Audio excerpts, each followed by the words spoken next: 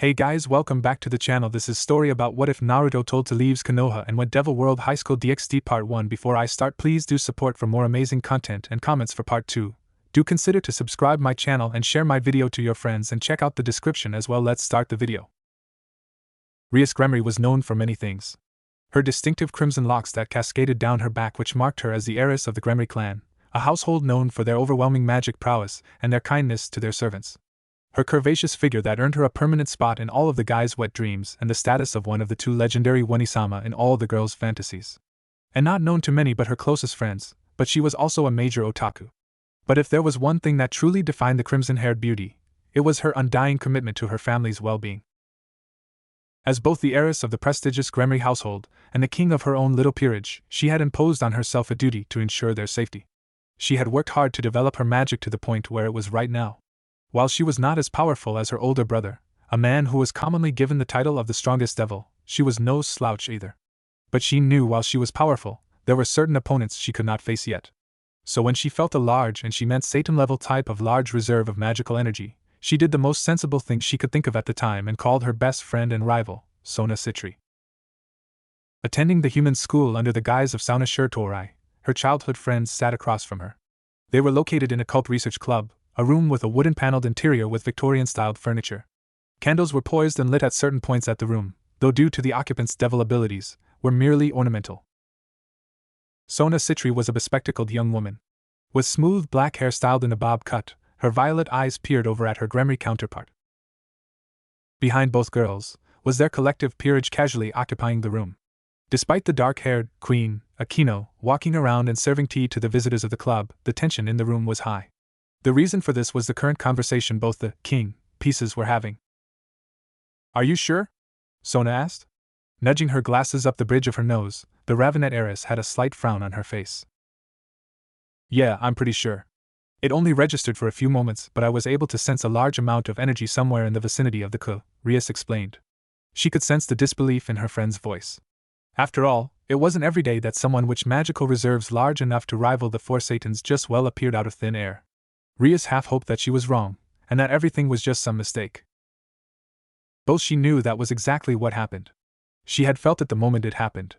The overwhelming feeling of hope that emanated from the source alarmed her. The only beings she knew who gave off such a feeling were from the angel faction. But what truly set her off was the wave upon wave of malice. It rolled off its source, and the intense hatred made her shudder to the core. This was why she had called her friend. While Rias considered herself a competent individual who could hold her own against many of the supernatural beings in existence, she knew she had the tendency to fly off the handle and be impulsive. This was where Sona came into play. Unlike herself, Sona was level-headed, cool, and calculative at all times. Where she was impulsive and brash, her friend was cool and in control. Sona preferred to make plans and strategies while Rias usually flew by the seat of her pants. "And you claim that this power rivals a Satan? If so, aren't you sure that this is a little out of our league?" Sona asked, and the collective individuals behind them could not help but agree with the student council president's words. Most, if not all of the members were low-class devils whose hardest challenges so far were stray devils. They were certainly not ready to deal with trouble of this magnitude. "I know that. There's no way I would plan to confront whoever caused this. I had already sent word to my brother, and his orders were for us to investigate, observe, and report back to him. In no way are we to confront this person," Rias elaborated on her brother's orders. "That is indeed the smarter course of action," Sona conceded. "It most definitely was. However, I don't see the need for such a large contingent. In fact, in essence, it could prove to be counterproductive. Assuming that this entity is neutral in its stance amongst the three factions, us approaching it with such a large crowd most likely will lead to a confrontation." Listening to Sona's words, Rias could see the logic in them. If she were to be approached by such a large crowd, that would undoubtedly send warning bells off in her head. "So what do you suppose we do?" Drumming her fingers against the desk, Sona allowed a small smile to grace her face. Even though whoever it was that had entered their city, and it was in fact their city, they were obviously strong. But she couldn't keep down the small thrill that she got. This could mean a possible ally or a dangerous foe, but if there was one thing she learned from chess, not everything was black and white. Oh, the irony.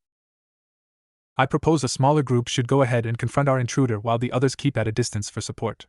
If the person proves hostile, then they can rush in to help those in trouble. With the time limit we have, it's the best we can come up with. What say you?" "I agree. Then how about this? Tsubaki and Akino, alongside you and myself, will confront the intruder while the others stay a respectable distance behind. With both their statuses as queen pieces, they possess the capability to hold their own should this water down to a fight, Rias explained. This was the wisest decision, she mused. While she is confident in both of the peerages, Tsubaki and Akino were by far the strongest, bar Sona and herself. It also didn't help that both peerages had new members in the forms of Issei Hayabu, Asia Argento, and Genshiro Saji. Alright then.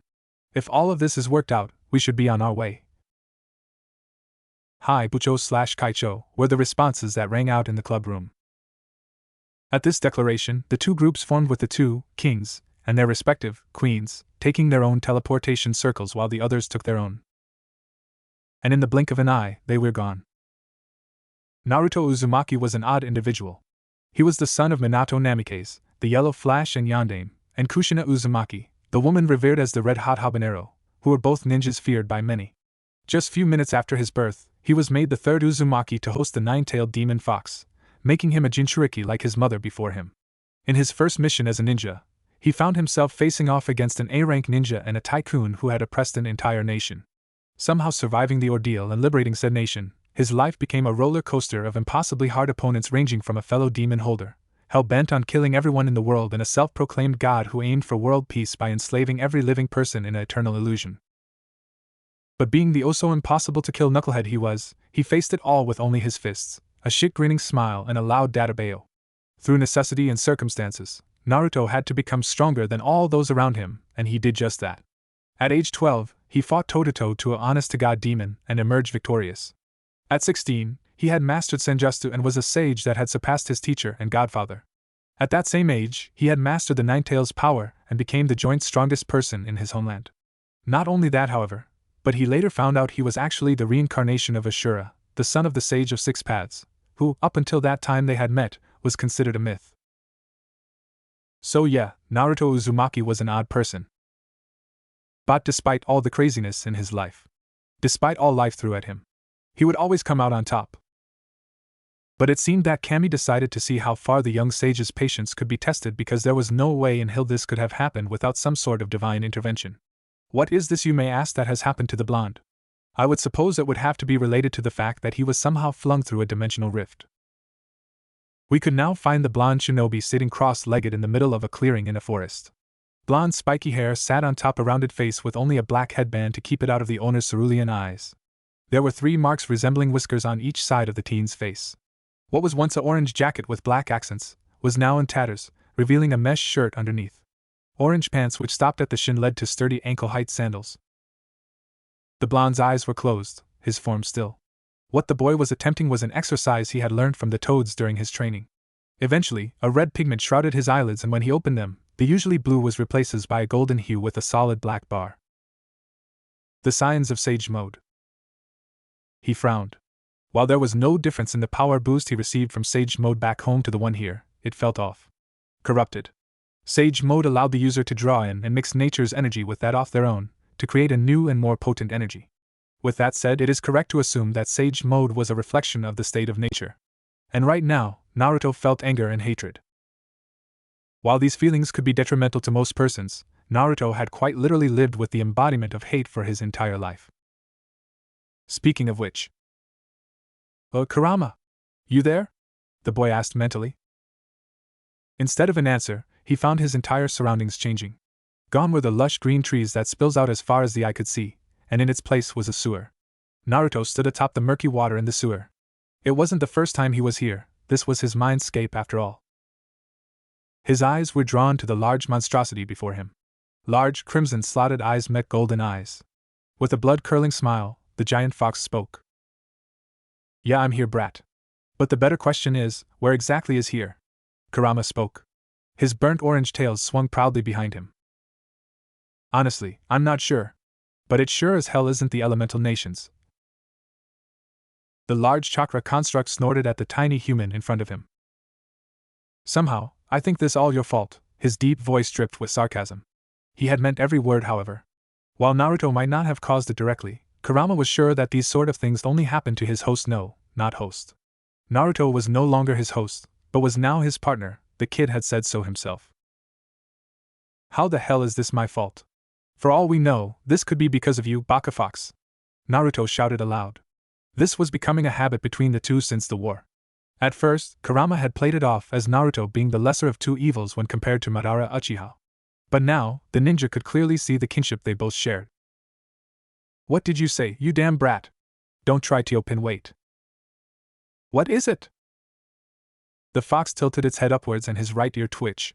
Despite the massive size of the fox, Naruto found the action cute, which in turn made it amusing, and he failed to stifle his sniggers.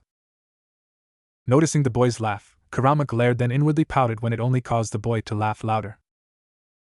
Shut up, you've got company. How so we do? Well then, let's greet them.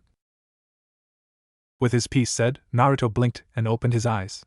Immediately, he noticed the 4 women standing in front of him, 2 of which stood at the forefront and the other 2 a little further behind. He first noticed the redhead because of her exotic hair color. Blue-green eyes watched him with avid fascination, displayed by her raised eyebrow. A simple strand of red hair stood up in the center of her head, which he likened to a cherry stem. What she wore, he could only assume was a uniform of sort, as the other girls were wearing it as well. A simple red skirt that hadn't even passes her knees with accents. Tucked into the skirt was a white blouse with thin black stripes. She wore a black corset above the blouse that accentuated her assets. And what fine assets they were. Beside her stood a black-haired beauty. Donning the same uniform as the voluptuous young woman beside her, she had violet eyes that promised swift punishment on troublemakers, and her whole demeanor screamed disciplinary. The glasses didn't help either. She had a lithe figure, and while not as eye-catching as the girl beside, she wasn't too easy on the eyes either. Further behind her was another bespectacled girl. Well endowed and slightly taller than the others, she also gave off the vibe that minutely reminded Naruto of Irika. She had her arms crossed under her impassive bust, and an impassive gaze of hazel eyes tried their best to assess him. The person, however, was someone who sent all types of warning bells in his head ringing. She had silky black hair tied in a high ponytail by an orange, hell yeah, ribbon. Just like the other girls, she had a large bust. Just what the hell are these girls eating? Wide and shining violet eyes watched with blatant mirth at the blonde. A small smile on her face that reminded him of the snake Mistress Enko. Oh shit. With no idea who these girls were, he decided to take a leaf out of his lazy, silver-haired sensei's book. His eyes curved up into U's, and with lazy wave, he spoke, "Yo." This was not what I had expected, the reed head finally spoke, breaking the awkward silence. Rias was dumbfounded really. When her small group had broken through the clearing, they were apprehensive. What she had expected to see was a powerful man, or woman, she wasn't sexist, waiting for them. What she didn't expect to see was a boy about her age meditating. Watching him closely, she noted the red pigmentation over his eyelids. Were they related to his power? There was always the possibility of that.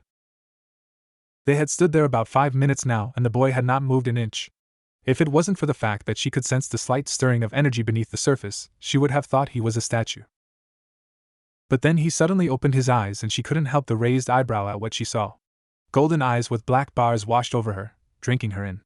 They had shifted from her, to Sona, to Tsubaki, and finally to Akino, where for some reason, she could have swore she saw a hint of recognition.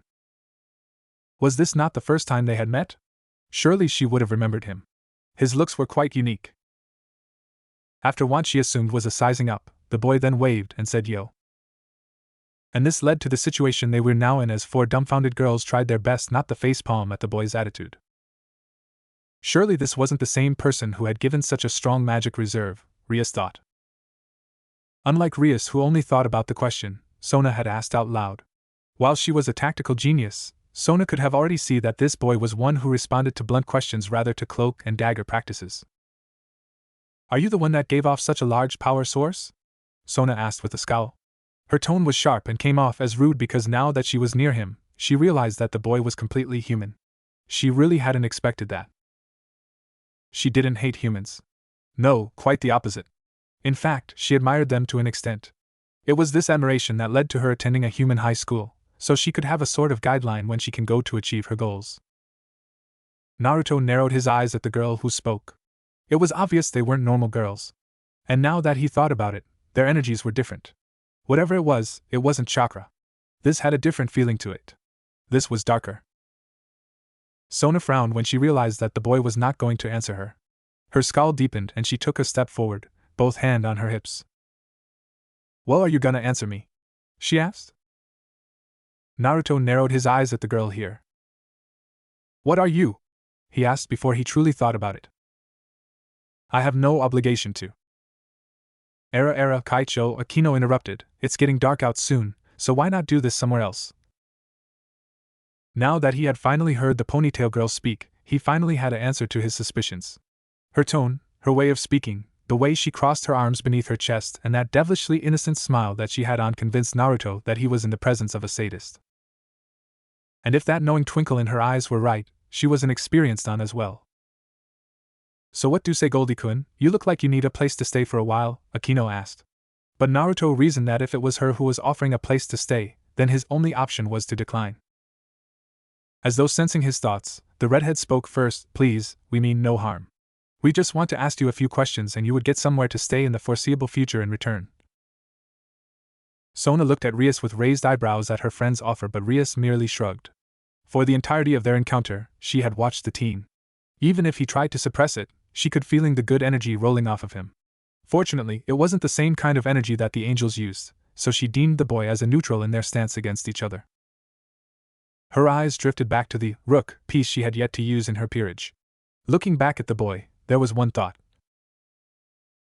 And quite possibly, a future ally. Entering Konoha Academy, Naruto couldn't help but be awestruck at the sight. Trailing slightly behind the four girls, Naruto stopped and gawked at the impressive structure. When he had been told that they were going to escort him to the academy, his mind had quickly imagined the academy back home. Small and cozy, sort of like a home away from home. With a simple teleportation circle carrying them to the gates of the prestigious academy, those thoughts were dashed in the winds. This was absolutely humongous. Towering many stories above him, the building stood out like only an old pervert in a hot spring could. Loud, brash, and practically begging for you to stare and marvel at their boldness. The striking architecture, which Naruto will later learn to be European style, was splashed in beige and brown. Walking a wide path, which then encircled a water fountain and started off again towards the school building, Naruto let out a short whistle. Man, I haven't seen anything as fancy as this back home, the blonde commented offhandedly. Walking with his fingers interlocked at the back of his head, he lengthened his strides to keep pace with his small escort group. Era, it would seem that Goldie-kun is impressed with what he sees, wouldn't you agree, Bucho? Akino whispered to her king. Akino would like to believe that she knew Rias better than anyone else, even her own family, so it would be obvious for her to recognize the knowing gleam in Rias' eyes. The blonde teenager walking right behind them had unknowingly piqued Rias' interests. The whiskered male was extremely strong if Rias' first assumption were anything to go by, yet right now, she couldn't feel a smidgen of magic power from him.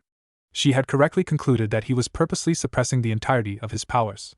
Yet despite the boy's strength, she noted the carefree manner in how he walked. She saw the small smile on his face, and she had feeling the boy was always smiling. And the boy was completely human, making him free game to the devils of the occult club, as the boy had no affiliation to either of the other two factions. Now, the only thing to do was to convince the blonde to join their peerage. And she had several ideas at the moment. Feeling a sudden chill down his spine, Naruto felt the primal urge to run away from the daydreaming ravenet watching him from the corner of her eyes. It was when the group had just turned down an empty hallway that the blonde broke the silence they were walking in. So are you girls gonna tell me what you are? I mean, you're obviously not human, and you're leading me into what appears to be an empty school. So I'm starting to think this is some sort of B-list horror movie, Naruto spoke. He even had a scrunched up look on his face as if actually considering the idea that the girls were in fact trying to kill him. As I said before, Mr. Naruto, he told the buxom redhead. The girl stopped and looked at him to see if he was actually serious when he told her his name. She honestly thought he was, after all, what parent would name their son after a ramen ingredient? Fish cake?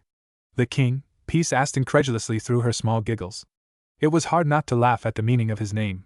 She couldn't help but think that it would be a lot more amusing if he had some sort of addiction towards the cuisine he was named after. How Cammy would be laughing his ass off at the girl's thoughts. Yep, and damn proud of it. The shinobi grinned, revealing his sharper than normal canines. His whiskers stretched by the grin and his eyes closed shut. He bore a striking resemblance to a fox. I mean, who wouldn't want it to be named after the food of the gods? His eyes still shut, effectively missing the winces from the girls when he said that, although, I'm pretty sure my mother might have meant my name to mean Maelstrom. What Naruto had told the girl was a half-lie. While he knew his mother had also liked the name because of his translating to both the heavenly noodles and the force of nature, she had mainly chose that name based on the main characters in Jiraiya's novel, Tale of the Utterly Gutsy Shinobi. Ironically enough, the main character's life had been an account of the prophecy which Naruto himself had fulfilled. Yes, well, Rias coughed in her hands to regain her composure. As I told you before, Naruto-san, we mean you no harm. If I dare say, it would be quite the opposite. Rias felt as though the rook piece in her skirt's pocket had gained an extra 100 pounds. Excitement built up in her body and bubbled ferociously at the thought of such a powerhouse joining her peerage. But never had the thought of him being physically incapable of doing so had crossed her mind. You see, the evil pieces system was created by one of the four Satans, Ajuka Beelzebub. Used as a way to replenish the devil faction after the Great War had greatly reduced their numbers by allowing members of any of the other races to be reincarnated as a devil. This reincarnation is not absolute, however. Exceptions to this is that Buddhas, gods, or dragon gods are incapable of being reincarnated. Another technicality to the piece's abilities is the amount of power it takes to reincarnate someone. Therefore, Naruto is in violation of both of these rules. The tailed beasts are widely known as massive chakra constructs that wield unimaginable power. While true in this assumption, what majority of others do not know, however, is that the tailed beasts are actually fragments of the broken power of the primordial god known as the Jubi, the 10 tails. That means, in the essence of things, Kurama is in fact a god in his own right. And with Naruto having a permanent link to his power, the boy could be considered as a mortal god. Regardless of his god stature, Naruto would still be near impossible to reincarnated. In his base form, the boy's raw power could be comparable to low Satan class. With this in mind, the amount of power the King Piece would have to wield to be able to reincarnate him would be unattainable to all beings except Ophis and Great Red. So lost in her train of thoughts on how to get the boy to join her peerage, she hadn't realized they had walked the entirety of the school, reached the old school building and was at the club room until she heard the loud yell of her newly minted pawn. Issei shouted at her arrival. Bucho, you're back. We've been worried about you. The boy leapt from his seat to greet his new master.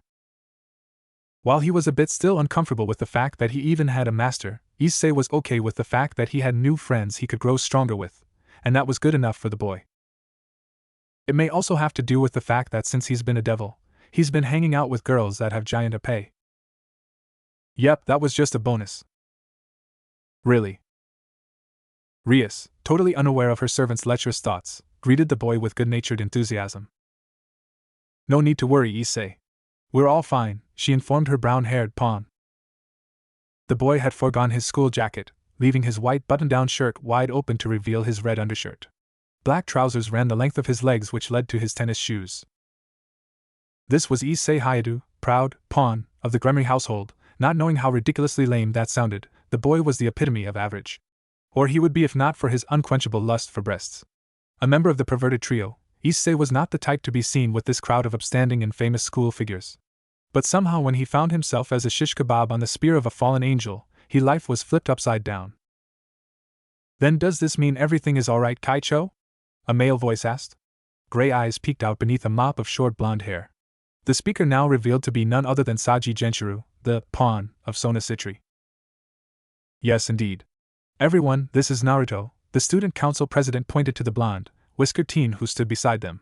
Each member in the room took a long look at the one who had released Satan-class magic prowess a few minutes ago, and were taken back at his ahem youthfulness. YOSH. Allowing himself to mentally take a picture of each of their features, Naruto decided that once again, the way of the copy-nin was the way to go. Yo! Kaneko Tuja was having an alright day in her book. While nothing interesting had happened, it was far worse from a bad day. The young Nikomata in hiding had just went through a day of school. So as soon as she could, she had fled to the club room and was happily feasting on her sweets when her king fled the room in a hurry. The distress was stamped on her face when she flew past Kaneko. Kaneko could see the distress on Ria's face, but it was when she had returned with Sona and her peerage, she realized how bad of a situation they would be headed into. And she had almost choked on a lollipop when she heard the level of strength of the intruder in which her king had sensed. This was way out of the girls' league, and she was all but ready to openly agree with Sona about her opinion. However, orders from a Satan, even if he's your master's big brother, were to be taken seriously. With their orders in mind, Kaneko and the other members of the support group found themselves in a forested area just a couple hundred meters south of their comrades. Anxiety built up in her and a little fear of the thought of facing such a powerful opponent. But that was all to be immediately washed away when they had received word to return to the club room. Kaneko had realized by then that the intruder was not hostile and had either left or was returning back to the clubroom with them. So it was to no surprise to the first year when the Citri heir had introduced a new person. The boy was a lot taller than her, that was the first thing she noticed. But almost everyone was taller than her. His spiky mop of blonde hair was held out of his eyes by a black headband with a stylish leaf carved into a metallic plate. With a rounded jaw structure, the boy's eyes seemed like an endless pool of blue. Whiskered cheeks and sharp canines gave the boy a feral charm. A tattered orange jacket was wide open to show a mesh shirt beneath. The youth was clad in orange pants, stopping at his shin to reveal ankle-height black sandals. Kaneko stared at the boy, her feelings being topsy-turvy at his appearance. Why? Because despite the fact he was obviously hiding his powers, he couldn't hide his essence. And she was confused at his essence. While she had concluded he was human, he was giving off the distinct essence of a yokai. Specifically that of a kitsune. Kaneko spoke, her monotonous tone capturing the attention of everyone in the room. Naruto had snapped in the direction of speaker. Identifying her as the shortest person in the group, he decided to observe her. Hair as white as snow, it was styled in bangs that framed her face, before running its full length, stopping right above her chest. Twin cat hair accessories pinned at either sides, the back of her hair stopped at the nape of her neck in a bob cut. Amber eyes studied him similarly to the way he was studying her. She was seated in a large couch, with a tray of sweets on her lap. Naruto inwardly blew a sigh of relief when he realized that there was a girl in this world that had normal bust size, or below normal in her case. The girl had called him a kitsune. Now while some may come to a similar conclusion like the girl, it would be a big coincidence that she had been able to guess Kurama's species. And in Naruto's occupation, there was no such things as coincidences. Naruto, I'm sensing 2 different types of energy from the girl there. 2? Does that mean this world has Jinchuriki too? No baka, at least I don't think so. What I mean is that girl has 2 different energies, but they're both hers. The more dominant of the 2 is the same energy that the 4 girls have. In fact, everyone in the room has that same foul energy. The second, however, is chakra, the burnt orange Kyuubi explained to his partner. Chakra? Are you sure? When I was in sage mode, I couldn't detect any form of chakra in this world. Yeah, I'm sure. The girl has chakra alright, meager as it is. If I were to estimate, I would say she has barely Chunin level chakra. Nothing really special when compared to those we know.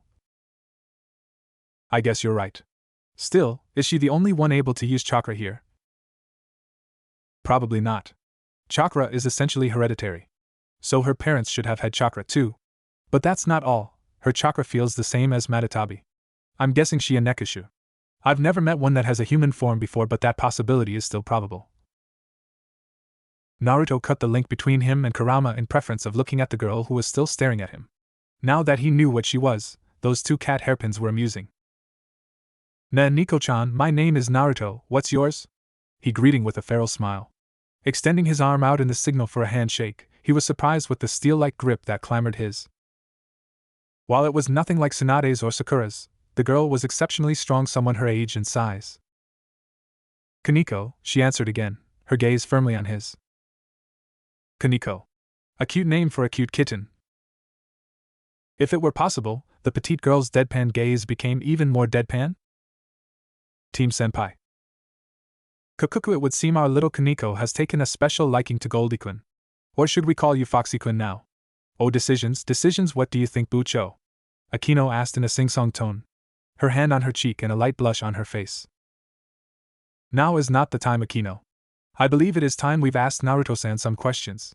There is no need for so many persons to be here, you can all go home now, Rias told her peerage, and to an extent, those of Sona's. Are you sure, Bucho? Yes, I'm sure. If you believe it's wise to do so, then I'll be going now.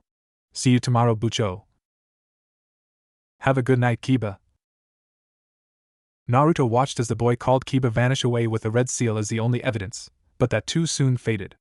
At this actions, many of the others left in their own circles, with the exception of a brown-haired boy and a blonde girl, who both walked out the door. With only himself, the red-haired girl and the bespectacled girl, Naruto acquainted himself with the couch under the girl's suggestion. Rias slid behind her desk with Sona right beside her. Her friend and rival now had, what she called, her president stare. Whenever Rias found herself under that gaze, she would always feel like a delinquent sitting behind the principal's desk, and it always made her uncomfortable. Looking at the boy's reaction, she saw him simply brushed it off as though he was used to being in trouble. Clearly her throat, Ria studied the boy once more to compose herself. If she hoped to make Naruto a part of her peerage, she first needed him on her side. And to do that, first impressions were important. Of course, their first meeting had been bland at best, but now this would be their first conversation, so she needed to be careful as not to insult him. Unknowingly, she was voicing Sona's thoughts to an extent. While he seemed to be capable of some sort power if his change in eye color were anything to go by, she was still incredulous to the theory of him behind the large power source. But what confused her was Rias' rook words. She had called him a kitsune. As a childhood friend of Rias, she was aware of the fact that the Nikomata was hiding her heritage. Then the boy had called her Niko-chan. Perhaps the boy was an half-breed. It wasn't too far-fetched for a yokai to be with those of the human race. It would explain the fact that she had thought him to be human. But weren't kitsunes known to be extremely proud? She could not fathom one laying with a human. Oh well, she'll be getting the answer soon enough. So, Naruto-san, will be willing to answer any question we ask you? Sona started the questioning which she deemed a suitable beginner. Depends really, will you be willing to answer any question I ask you? Naruto shrugged. He honestly had no objections towards answering their questions. As long they don't ask anything too personal. And that they answer his questions as well. He had learned from his godfather that information was a shinobi's bread and butter, and that many had risked their lives to obtain information. Plus, that wasn't the first time he had heard a speech like that. His mind had veered back to his early genin days, at the Chunin exams. He remembered vividly the words of Ibiki Marino, the imposing interrogator. Because in times, information is more important than life, and on missions and on the battlefield, people risk their lives to get their hands on it. Important information in your hands can be a powerful weapon for your comrades and the village. With those words in heart, Naruto realized the importance, and to get it, he would give some to receive his own. And unless if these girls had a way to travel dimensions, which he highly doubted, the information would be useless to them. Sure, it would only be fair, Rias answered with a smile. So let's begin with the one I've asked twice now, what exactly are you girls? I know for a fact you aren't human. Rias let a small smile grace her face. She secretly loved it whenever she told someone she was a devil. Their reactions were hilarious when they saw her wings. And perhaps she could impress Naruto-san with her cool wings. Well, you see, Naruto-san, I, along with everyone who you have met so far, are devils. With a slight pause, Rias allowed her wings to appear. Sona, following her friends, also allowed her wings to appear. Naruto raised an eyebrow at the two girls, their leathery wings standing out predominantly. He had half expected some sort of out-of-this-world lie that he could easily laugh off, but the look in their eyes told him they were serious. It was just his luck that he had fallen into this world and the first persons he met were devils. Not to mention a Nekishu who apparently had a human from. What next? An egotistical jerkface who shot flames from his hands and was named after a bird. What was the chance of that happening? Oh, that was not what I was expecting. That explains the foul energy I felt emanating from all of you. Rias scowled at her energy being called foul. While it wasn't as pure as the angel's light, their power was not foul. Dark, maybe? Just not foul. Yes, that would explain that. Now, Naruto-san, what exactly are you? Sona inquired of the blonde. She too had disliked her powers being called foul, but had put that aside as it being due to the astigmatism towards the devil race because of the actions of their ancestors. I'd think it'd be obvious, but I'm human. Are you sure? Pretty sure. I'm not all big on science, but I'm pretty sure two human parents lead to a human child, Naruto answered with sarcasm. I see. But can you explain what was the reason why Kaneko called you Kitsune, and why you called her Niko-chan? Sona asked the boy. She had expected the boy to be some sort of hybrid yokai human. If he claimed to be completely human, then what was the whole interaction with Kaneko about? Naruto quickly thought of lie for this question. He had agreed to answer all questions, but the existence of Kurama was personal. He had already suffered years of neglect because of his special situation with the fox, and the Fourth Great Shinobi War had started because he and Killer Bee were targeted because of the biju they carried. The chances of shady characters targeting him again was too high a risk. So Kurama would remain a secret. At least until he was able to scope out the range of the inhabitants' ability in this world. With his lie intact, Naruto pointed at his cheeks. Probably because of my whisker-like birthmarks. Kids have been teasing me about it since I've been a kid. Since she had given me a nickname based on an animal, I thought it would be fun to give her back one. Plus with her cat hairpins, I just told of Niko-chan on the spot. I see. Forgive me for my assumptions. It's okay, the blonde laughed off. His voice took a much guarded tone, however, at his next words. "It's not the first time I've been accused of not being human." Both girls decided to immediately drop the matter, as they could only see it leading to personal issues that the boy would probably not reveal to them. It wasn't as though they were best friends, and while Rias was interested in the boy, she also remembered that he could still be a possible threat to them. "I see. Then would it be safe to assume that you have no affiliation to any of the factions?" Noticing the boy's confused look at her words, she took his ignorance as a yes. She began to explain the three factions. The angels, fallen angels and devils, which were considered myth to majority of the human population, were actually real. Many years ago, all three factions had a massive war now commonly called the Great War. It took many lives from all three factions, and at the end of it, all three factions had lost. The angels had lost many of their fighters, but noticeably of this number was their leader, God. Yes, God had indeed died in the Great War, but not many were privy to this secret. The devils too had lost many of their numbers, and all four of their leaders, the original four Satans. The fallen angels, however, while not losing any of their instrumental leaders, had lost too many members of their already low numbers to continue the fight. With the damages suffered to all three forces, a peace treaty was formed. The resulting treaty was shaky at best. While there hasn't been any large-scale fighting since the treaty was formed, there were small-scale squabbles every now and then. There were other factions out there as well, some including the yokai faction, the Greek faction and the hero faction among others. Nodding his head along to the large bit of information, Naruto could now say his ability to find himself stuck right in the middle of a son of the weirdest situations. Just a while ago, he had just finished fighting a primordial goddess which major children issues. Now trapped in a new world with beings thought were only myth, he found himself between three warring factions with an unstable treaty. Just my luck. Excuse me? Nothing, he waved off Ria's concern. With that cleared up, I have a question to ask Naruto-san. What is your exact purpose of entering Ko? Sona asked. So far, the boy had indeed provided them with answers. Now she needed to know what his purpose of entering Ko was. The boy had no knowledge of the faction's existence, so he wouldn't have known that this area was under the Gremory and Citri household. But that did not automatically mean the boy had good intentions. Honestly, I have no intentions. In fact, I don't really know what to do now. There's no way for me to go back to where I came from. Since I've appeared here, I have no home, no work, I have nothing really, Naruto elaborated as to inform the student council president of his intentions, or his lack thereof. No way back, since I've appeared here. Excuse me, Naruto-san, but you speak as if you've just fallen out of the sky or something.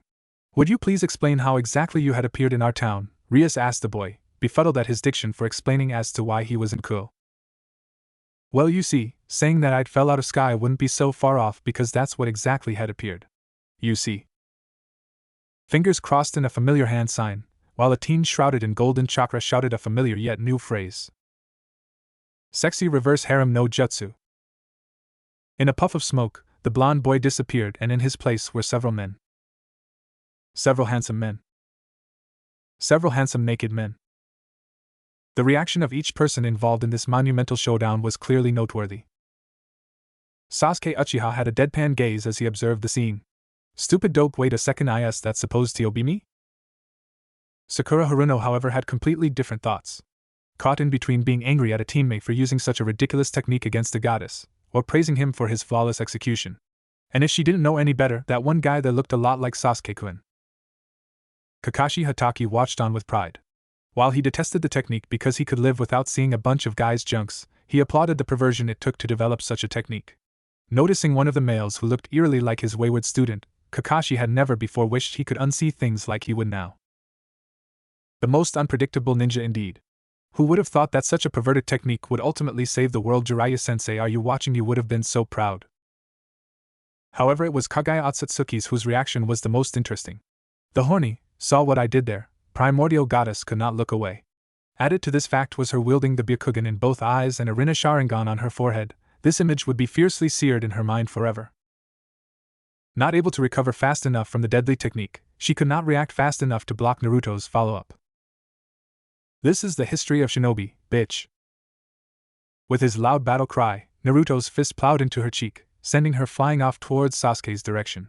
By the time she had righted herself, both reincarnations of her grandsons had already closed the distance between her and them, and were swiftly approaching from both sides. With no options other than to dodge, the woman flew upwards, not noticing that Sakura had anticipated this move. With a chopper-enhanced fist, The pink-haired kunoichi punched the woman back towards both Sasuke and Naruto, in the meantime, breaking both of the woman's horns. Careening back towards the boys, she could not stop them as they both laid their hands on her. And she was helpless when she heard those dreaded words. 6 paths, Chibaku Tensei. Kagaya watched in dismay as chunks of earth rose from the ground and converged on her. She had no control of her body anymore. She glared at the two boys with tears in her eyes. In front of her, she saw Hagoromo and Hamura Otsutsuki, her sons. Their images faded to reveal Ashura and Indra Otsutsuki, her grandsons. Their images soon again faded to reveal the ones who defeated her. Naruto Uzumaki and Sasuke Uchiha. Yet again I, the origin of all chakra, am defeated by chakras that are created from but a part of me. Why? Hagoromo Hamura, I hate you belong to me. No! No, I won't allow it to end like this. You Ashura's reincarnation. I hate you the most. Your interference have cost me my cradle. You will pay. Before her Rinna Sharingan could be fully sealed off, Kagaya used the most of her chakra reserves to create an interdimensional portal behind Naruto, and before he could react, a blast of chakra struck him in the chest, pushing him through. The blonde ninja gone forever. Rias stared at the blonde for what felt like an hour. Trying to wrap her head around the grand tale, Rias concluded that the boy was great story because that scene seemed like something ripped right out of a manga. Well, yes, thank you for answering our questions, Naruto-san. However, there is one more thing I would like to clarify, Rias spoke, a charming smile tugging at the corners of her lips. Sure, what is it? You mentioned saying you having no home or without any idea of what to do next, am I correct? Yes, Naruto shifted as he began to feel uncomfortable. Rias, what are you getting at? Sona questioned her friend with narrowed eyes. Nothing, Rias said while pulling out the rook piece and placing it on top of the desk. Sona's eyes widened at the implications while Naruto's furrowed in suspicion. He could sense the same energy from Rias emanating from the chess piece. I'm just offering a deal that would help with both of those problems. You see, Naruto-san, there is a special system that allows us to turn other species into devils, and this rook is a part of this system. If you join my peerage and become one of my servants, I can guarantee you a nice apartment, and you'll be serving me, so you'll have something to do now, don't you agree? That is tempting. But I'm gonna have to say no. I'm nobody's servant. Naruto reasoned with Rias. Naruto, while being a loyal shinobi to the Hidden Leaf, he always had a problem with following orders. Plus, with the fact that he was scorned as the demon brat in his childhood, becoming a devil would put a bad taste in his mouth. I hope you reconsider my offer. If you become a devil, think of all the things you could do. You could get a lot stronger plus live a very long life. Plus, it's not uncommon for a devil to have a harem. Just think about it. I'm sure you'll want to take me up on that offer now, Rias tried to appeal to the disinterested ninja. No. I'm sorry, but my answer is still no. Naruto rose from the couch and stretched his limbs. In his eyes, this meeting was over. Maybe he could find a nice clearing in a forest somewhere? And he could probably look for a job too? Yep, that was the way to go. Naruto thanked the girls before forming a single hand seal, and in a puff of smoke, he was gone, leaving only a swirl of leaf in his wake. Rias slumped back in the chair, the chess piece twirling around her fingers. Not the best start, but it isn't over yet. Naruto groaned before sighing in relief as he stretched upwards, arching his back slightly. A deep breath, and the blonde was slowly bouncing on the balls of his feet. All around the teen, all the eye could see was foliage and the small forest creatures that scurried along their way. The sun had long since risen, and the shinobi's internal clock told him it was probably an hour or so before noon. The dimensionally misplaced shinobi weighed his options of what he could do for the day. His only knowledge of this world had rested on what the girls had told him yesterday. But he had realized that the world worked similarly to his own, with the exception of powerful ninjas just jumping around the place. He could always head back to the red-haired girl. That idea came and went in a split second. Sure, he could possibly learn a bit more about this world, but the girl's offer had rubbed him the wrong way. The way she made light of him, giving up his humanity, as though she was discussing the weather, made him wary of the girl. Plus, she had told him that he would have to become her servant, which was something he would not be doing. Naruto was incredibly loyal, and one had to be when the person you considered to be your best friend was a broody Uchiha with family issues, but that was only to his precious people. Haku had made realize this fact, and if there was a sliver of chance that he could save a friend in need, he would go that extra mile. But the fact of the matter was that they were not friends. Acquaintances, at best. So with that in mind, Naruto resolved to not meet with the girl for a while. So with that option out of the way, Naruto reasoned that the best course of action for now was to explore the town and, if possible, hunt a job. When he really thought about, Naruto never really had a normal life. He had been kicked out of the orphanage when he was younger and only a year later, had been living by himself. At age 12, he had graduated the academy and have been working as a ninja ever since. He had never not had a job since he was 12 years old. Unlike the civilian children who had gone to civilian school and such, he had decided to kick ass and take names later. And rescue a few princesses along the way. While that was cool back home, it wouldn't really help him with the problem he had now. Namely, lack of money. And with the fact that he felt as though his stomach was gonna eat him inside out, lack of food was another one to the list. The blonde shinobi ran a hand through his spiky hair. Before he looked down, dressed only in his mesh undershirt, his orange pants and sandals, he knew he had another problem to add to the ever-growing list. Lack of clothes. Midday found our protagonist walking carelessly down the streets of Kuo. Now wearing a white t-shirt and black pants he had liberated from a clothesline, Naruto fiddled with the hem of the shirt. He had been walking around for about 15 minutes, and he now closer to finding a job than he was at the start of his hunt.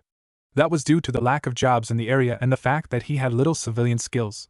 He wasn't a repairman. Evidence to this was the state of most of his appliances in his apartment.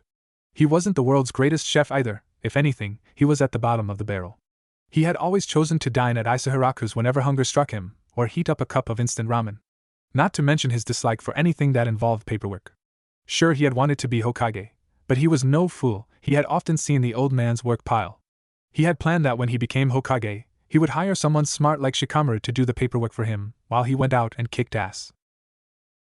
And no one could complain because he was the Hokage, for crying out loud. How the old man hadn't thought of that eluded Naruto. Just some of the perks of being on top. But being Hokage was only a pipeline dream now. Oddly enough, Naruto wasn't depressed by that fact.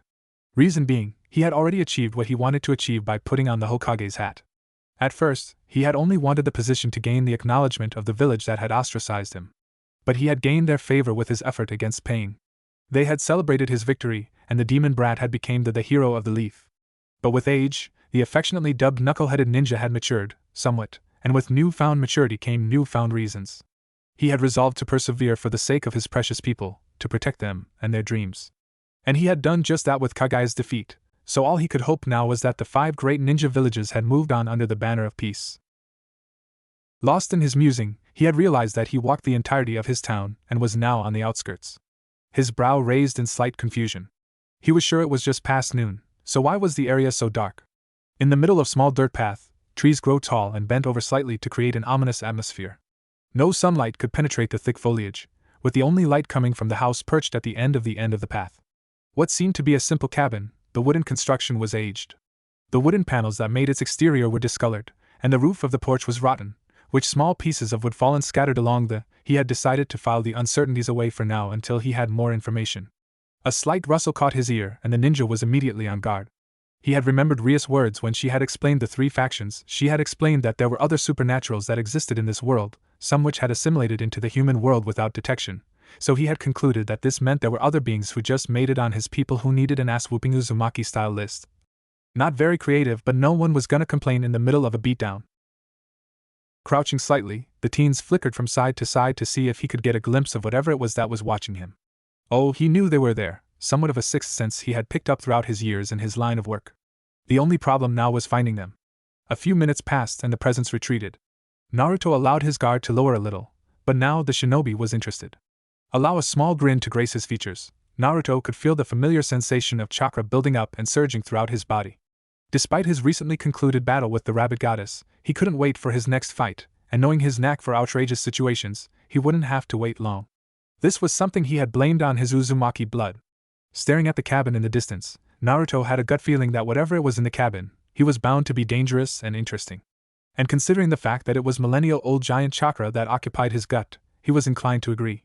So with his destination in sight, he set off to the creepy cabin in the woods. Foreshadowing much. I mean, all it needed to know was a large sign that read creepy shit about to go down in here. Come right in. Naruto winced when onto the porch.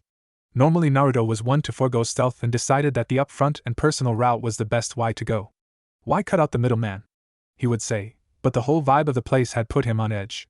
So when the floorboards creaked under his weight, He was slightly frustrated at his apparent lack of what was considered to be a ninja's way of life. Now he cursed himself for not paying attention in Irika's class. Slowing his breathing, Naruto took another step onto the deteriorating porch. Cheering at the small victory at being able to mute the creaking sounds, he ventured further towards the door. The door frame had rotted, and the knob a rusty piece of metal that was once gleamed in gold. Entering the cabin and closing the door, he only managed to keep his lunch done at the last moment. The repugnant scent hit him like a freight train and he stumbled backwards. While he was no Inuzuka, he had a sensitive nose. He gritted his teeth and traversed further into the rank house. A single bulb dangled overhead, and Naruto wished it hadn't. Each of the walls were marred with blood splatter. The disgusting smell had now been identified as the half-eaten corpses lying around. Who the hell did this? Naruto was no stranger to death, but the nature of these murders were abnormal. Almost as if it were not human. With that last statement, Naruto's theory of this being one of those supernatural beings had been proven. His eyes narrowed, shifting over the walls, the upholstery and to the staircase in the left corner of the room. With one hand held over his nose, the boy went up the stairs slowly, his guard set for what creepy crawlies that lurked here. The upstairs was worse than the room downstairs. With no light, Naruto could barely see further than his hands. But not only that, but the strange presence from before was back. Shifting into his stance, waiting for whatever it was to make the first move. Naruto had faced off with many opponents in his lifetime. A fellow Jinchuriki off his rockers. A self-proclaimed god who was his long-lost cousin and a sibling student. And let's not forget the rabbit goddess who wanted to return her cradle back the way it was. And what conclusion did Naruto draw from all this, you might ask? It was the fact that weirdos or overly powered beings flocked towards him in numbers like he was a beacon of light. So when he saw a spear made apparently out of weight, was that light he had cursed his luck yet again for this cruel ability of his while leaping backwards. But it wouldn't have been very Naruto style if it were only one person he was fighting now. No, not one bit. It was only his battle-hardened senses that saved his life as he sidestepped the second spear that would have impaled him had he not moved. It seems our prey has a little fight in him. Don't you agree, Andres? A chilling voice spoke out. It seems so. But that makes it a whole lot more interesting. So there were two of them. The presences had hid back into the dark as soon as they had appeared. Naruto could have easily picked up on their location if he went into sage mode, but with the time it took to achieve the state of heightened abilities was too long and left him wide open for an attack. Fortunately, or unfortunately depending on who you asked, the blonde had another ability to fall back on. He could sense their hate. Their malice. And it sickened him to the core. Whoever these two individuals were, it was obvious to see that they needed to be put down. And he would gladly obliged. Patience was never Naruto's strong suit, so it wasn't a surprise when instead of waiting for the whatever the hell they were to attack, he had charged forward. Approaching the one closest to him, he blurred out of existence before the sound of bones cracking under pressure could be heard. Alosun snarled as he was perched high up in a tree and observed his new prey. His raven hair fell to his shoulders and dark eyes filled with sick amusement wandered the prey's frame. The prey had a startling hair of a golden spiky tips. His body was lean and muscular, and he couldn't wait to sink his claws into the prey's flesh. Alosun loved to kill. It was what drove him out of heaven. His bloodlust was staggeringly high, even compared to the common loony type in Grigori. But ever since the Great War, Azazel had become peaceful and had ordered the attacks to stop in sake of the treaty. Needless to say, Alosun didn't like that. But despite the fact that Alosun wanted nothing more than rip into another devil or angel or human, or even his fellow fallen angel of thy stood in his way, the gap between his power and Azazel's was like the ground to the sky, so he had bided his time, knowing soon enough he would get what he wanted. How right he was. When news had reached his ears that a group from Grigori had apparently broke rank and went against Azazel's orders, Alosun knew this was his chance to get what he wanted.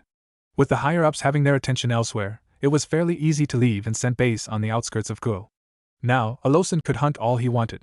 Humans, devils or anything that crossed his path, he considered game to his hunt. Surprisingly, the prey had sensed him. His crouched stance and guarded demeanor was the telltale sign that the prey had fought his own share of fights before. He raised a brow at this. Perhaps a sacred gear? It wouldn't be unheard of, those pesky little tools being wielded by such weak beings was almost laughable. Alosun decided that this prey was different, so for now, he'll retreat. Alosun's trench coat fluttered in the wind as his black wings carried him towards the cabin he used as base. The man wore a black coat thrown over his gray buttoned shirt and black pants. He touched down on the porch and entered to the cabin. Greeted by the decaying bodies of his past preys, he couldn't help the grin that tugged at his lips as he thought of adding another to his pile. Andres! He shouted. A few beats later, a tall man fumbled down the stairs. Like his companion, Andres also had raven hair, but his was spiky where Alosan's was silky. His violet eyes gleamed with unsatisfied lust and carnage, and Alosan knew that look in his friend's eyes. "Don't worry, Andres, we'll be eating like kings soon enough." This was supposed to be an easy kill, where the prey resisted but would easily be dominated. And with his last breaths, he would beg for death's sweet release. What Alosan had not expected was for his prey to fight back and prove a challenge. When the boy had leapt out of the way of the first spear that Andres had thrown at him, Alosan had contributed that to luck on the boy's part. But when he had sidestepped the thrust of his light spear, Alosan was wary of the prey. But when he had blurred before vanishing from sight, Alosan was caught flat-footed, and the sounds of his jaw being broken echoed throughout the cabin as he was lifted into the air by a high kick to the chin. Righting himself mid-air, he noticed the prey was gone. "Alosan, behind you!" his partner warned him, and he turned around to face the infuriating prey, only to be introduced to the boy's fist. Momentum proved true as he body shot to the ground, before smashing through the floor, and he landed in a loud thump on the first level. Andres had seen enough. When the boy had landed, he wasted no time to create a light spear. But combatants stared at each other from across the room. Several seconds that felt like an eternity to both. It was Andres who made the first move. He unfurled his wings, a single pair of black feathers, before he shot off at the boy like a coiled spring. With a quick thrust, the intention was to skewer the blonde through the head, but not all went as planned. The blonde shifted his stance slightly, allowing the spear to barely miss his head. Pain exploded throughout Andres' body. The boy's fist had plowed into his abdomen, and the fallen angel doubled over the offending appendage. Stumbling backwards, he gasped for breath. "You damn bastard, I'll kill you," Andres said between breaths. He had collapsed to his knees and he still couldn't catch his breath. Yeah, Naruto drawled. "I'll like to see you try though, so bring it, Featherface." Instincts took hold and the blonde jumped upwards to avoid the charge of an enraged Alosan as he broke through the floor. The man's hair had bits of splinters sticking out, and his eyes seemed to burn with the intensity of 1,000 suns. How dare you? A member of such a weak race. How dare you lay your hands on me?" the man screamed. All rationality and reason had flown out the window when he saw his prey. No, the boy was no prey. But that sure as hell didn't mean he wouldn't kill him. His hands raised high above his heads, Alosan cackled loudly. "Be honored, boy, and wander in the afterlife knowing that your end was at the hands of the fallen angel, Alosan." Massive reserves of light filtered from the man into the area above his head. If Naruto were to judge, the man had high chunin reserves of weight. What was the energy they used here? Sure, he knew that most of the abilities these persons possessed were due to their race. But what do they actually call it?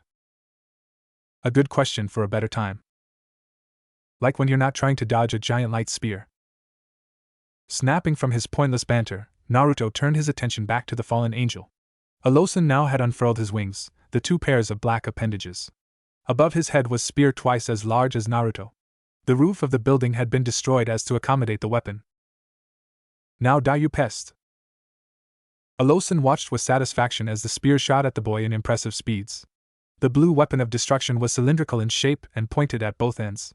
Golden rings surrounded the points, and glistened as they neared the boy. Naruto watched the spear near him, no doubt with the intent of running him through. The boy didn't move, not yet. There was something he wanted to test right now. Moving quickly, the boy caught the spear. The energy construct weighed no lighter than a pin, but he could feel the condensed energy in the weapon. Now, to see if his theory could work, he channeled Kurama's chakra into the weapon. And surely enough, the spear changed from a blue hue to crimson red. Grinning at the odd look on Alosan's face, Naruto grinned. When how, Alosan glared at the infuriating blonde. Everything this boy did defied what was the norm. He was human, yet he displayed superhuman feats and abilities. He was supposed to have been the prey, yet Alosan could clearly see who was in charge of the fight. Now, not only had he stopped the man's spear, but he somehow changed its property. The new weapon hummed with more power than Alosan could ever possess. This boy was supposed to be an ant. Nothing more than dust beneath his feet. Yet, he proved a better fighter than Alosan ever was. And he wouldn't stand for it. He swished his 4 black wings and bomb-dived the blonde, intending to headbutt him into oblivion. Sounds stupid, doesn't it? But stopped short when he fought himself impaled on his own spear. Blood filled up his lungs. He coughed and blood splattered onto his killer's face.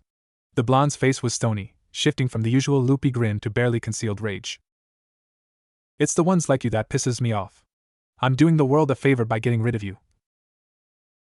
And I'm taking you with me. Alosun smiled to reveal bloody teeth before grabbing hold of Naruto. Now Andres! Naruto lurched as another spear found residence in his gut. Eyes widened in shock at his sudden impalement, Naruto couldn't hold back the snarl. Ha ha ha, if I'm dying then you're coming with me, Alosun cackled in his fit of insanity. He had gotten one up on his prey after all. Despite his doomed fate, he was satisfied. That was until he realized the lack of fear in the boy's eyes. Sorry to disappoint you, but I'm not ready to die just yet, Tebeo. He watched in morbid fascination as the boy pulled the spear of him before it too turned crimson red. The gaping hole in his stomach flashed orange before skin knitted back together, and in a moment, he was as good as new. Guess I should have told that I healed fast. Must have slipped my mind. The last thing Alosun saw was a sphere of blue energy. Rasengan. Azazel liked to think he was a very wise man. Despite the amount of time Barakil called him a perverted idiot, he knew that somewhere deep down, the man truly believed he was wise. At least, he hoped so. So when he was tracking down two of his misguided subordinates, and found them having to fight a rather particular human, he decided to observe than to intervene. He was rather surprised that the boy was outclasses both fallen angels. The boy was efficient, and besides his weird verbal tick, Azazel was sure he had found a diamond in the rough, and perhaps something more. That was until the boy was stabbed. A light spear through the gut was enough to finish some of the most powerful devils. He sighed. There goes a great new project. This was his fault, he rationalized. If he had stepped in when the boy was still alive, then perhaps he could have saved his life. Azazel approached Andres. With the latter shaking slightly in fear, he formed a light spear, one-trick pony much, Azazel thought, and threw it at his boss. Azazel shook his head at the young fallen angel and grasped the spear. Moving faster than the boy could react, Azazel had already dealt with the wayward subordinate before Andres could have blinked. Having made light work of Andres, Azazel could only raise a brow as the seemingly dead blonde struck Alosun with a ball made of energy. Well, dye my hair red and call me a Gremory, I'll be damned. Azazel soon found out why it was stupid to frighten an adrenaline-pumped shinobi right after a fight, as he soon found himself on the receiving end of Rasengan. Slurp. Ah, that's the spot, sighed a now well-fed Uzumaki. Setting down his 20th bowl of ramen, the boy turned to person who had treated to his meal. The man had dual coarse hair, coarse black with golden bangs. Violet coat buttoned to reveal his bare chest, it fitted well with his gray trousers. So why'd help me? The blonde blurted out. After he had promptly shoved a Rasengan firmly up the man's posterior, the man, whose name Naruto had yet to learn, had shrugged of the attack with slight difficulty, and explained that he was no threat. He sent as far as to offer the boy lunch, and Naruto, having not yet eaten since some time before the fight with Kagaya, immediately complied. Which led them to their current situation. But why wouldn't I help you? Seeing that we don't know each other, I say I have a lot of reasons of why not, Naruto deadpanned. Good point there, kiddo, the man laughed loudly, and for a moment, Naruto was reminded of his late mentor/godfather Jiraiya. May his pervy soul rest in peace. With a lot of beautiful young girls. Yeah, the old pervert would love that. Well then, the reason is that you've caught my interest. It's not every day you find a human capable of taking down two fallen angels. With that in mind, I want to acquire your services. Naruto immediately went rigid. He had originally wanted a job before he was sidetracked, and here one was being offered to him. He might have graduated at the bottom of the class, but he was no fool. So what's the catch? Now, don't be so paranoid. What's your name? Uzumaki. Naruto Uzumaki. Okay, Naruto-kun, like I was saying, no need to be so paranoid. All I need is a bounty hunter, Azazel explained to the boy. His golden bangs bouncing slightly as he drained the ramen bowl of its delicacy. Bounty hunter? Naruto asked. Precisely. You see, Naruto-kun, this two you fought were actually subordinates of mine. Now don't look at me like that, they're strays. A few days ago, I had a problem when a few of my charges decided to harass a young girl. Pretty little thing, I'll give her about 5 more years before she really blossoms. And when that happens, Azazel trailed off as he realized the weird look that the boy was giving him. Unknown to the man were the rampant thoughts of the teen. Oh sweet merciful Kami, why am I forever cursed to be around perverts? Ahem, yes, well. As I was saying, ever since that incident with girl, more and more of my charges have been going against my faction's wishes. I'm one guy. And it's only a matter of time before they start a war. So with your help, I'll be able to stop them before they go out of hand. I see, Naruto replied, still absorbing the brunt of the information. From what he had understood, this was sort of like his ninja work. Getting paid to kick ass, sign him up. You've got yourself a bounty hunter on some conditions, Naruto negotiated. Name them. First, no eternal servant charade. I get to quit whenever I want to. Done. 2. I'm kind of homeless, Naruto sheepishly admitted. No problem, kid. Consider it done. Finally, you provide me with the gear I need. An amused grin made itself known on the man's face. My pleasure. Naruto stood up and brushed himself off, with Azazel doing the same. It seems you've got yourself a bounty hunter. But it is kind of important to know what to call my new boss by. Just call me Azazel. Azazel, this could be interesting. Sona Citri sighed for what seemed to be the millionth time today. In fact, with the amount of time the girl had done said action, it seemed to become more commonplace than breathing. It was understandable why she felt like this. Her life was not like normal teenage girls. The attractive figure that had gained the Citri heiress the spot as the third most popular girl being beaten out by her childhood rival, and said rival's servant in Ko Academy, now had an unusual aura around her. To specify, the cool beauty of Ko had an air of resignation about her, like a person at their wits' end. And it all started with the foreboding message she had received from her older sister this morning. Not unlike Rias, Sona was also the second-born of her family and would not have received the title of heiress had it not been due to certain circumstances. In a situation eerily parallel to her childhood friends, her older sibling had left the family name in the process of becoming one of the 4 Satans that ruled the underworld. The former Citri named Seraphal had risen to the rank of Satan and taken the title, Leviathan. In another weird similarity between herself and Rias, Sona's older sibling was also a full-fledged Siscon. Yes, people, you've heard correctly, Seraphal Leviathan, the strongest woman in the underworld and one of the 4 Satans, was a Siscon. The woman held nothing back and went the whole 9 yards whenever in the presence of her precious little Sotan, as she had taken to calling her younger sibling. That being said, it was understandable that when her older sibling had sent a message, Sona had expected to hear the usual migraine-inducing voice of Seraphal. She was startled, however, when her sister addressed her in a way befitting someone of Seraphal's status, and it irked the younger devil. Her sister was known for her quirkiness. Seraphal acting without her weird tendencies and avid cosplaying was unheard of. But that was exactly what had happened this morning. But when the topic of her call had sunk in, she knew why Seraphal had behaved that way. Because it was all related to the Phoenix Gremory marriage proposal that Rias had been ensnared in. Her best friend was shouldered with the responsibility of carrying on the proud Gremory name. The family which had gained prestige back in the days of the old Satan faction and had only risen in prestige after the political yet romantic marriage of Lord Gremory and Lady Bale. The uniting of the 2 households had led to the Gremory clan gaining the power of destruction, a weapon that was so revered that many backed down due to the fear of combating its wielders. But as a consequence, she had become a prize in the eyes of many others. And unfortunately, one such person was her fiancé of an arranged marriage. The red-haired beauty was forced into the marriage contract for the good of family and her faction. But the man she was slated to marry was an obnoxious prick with an ego a mile wide.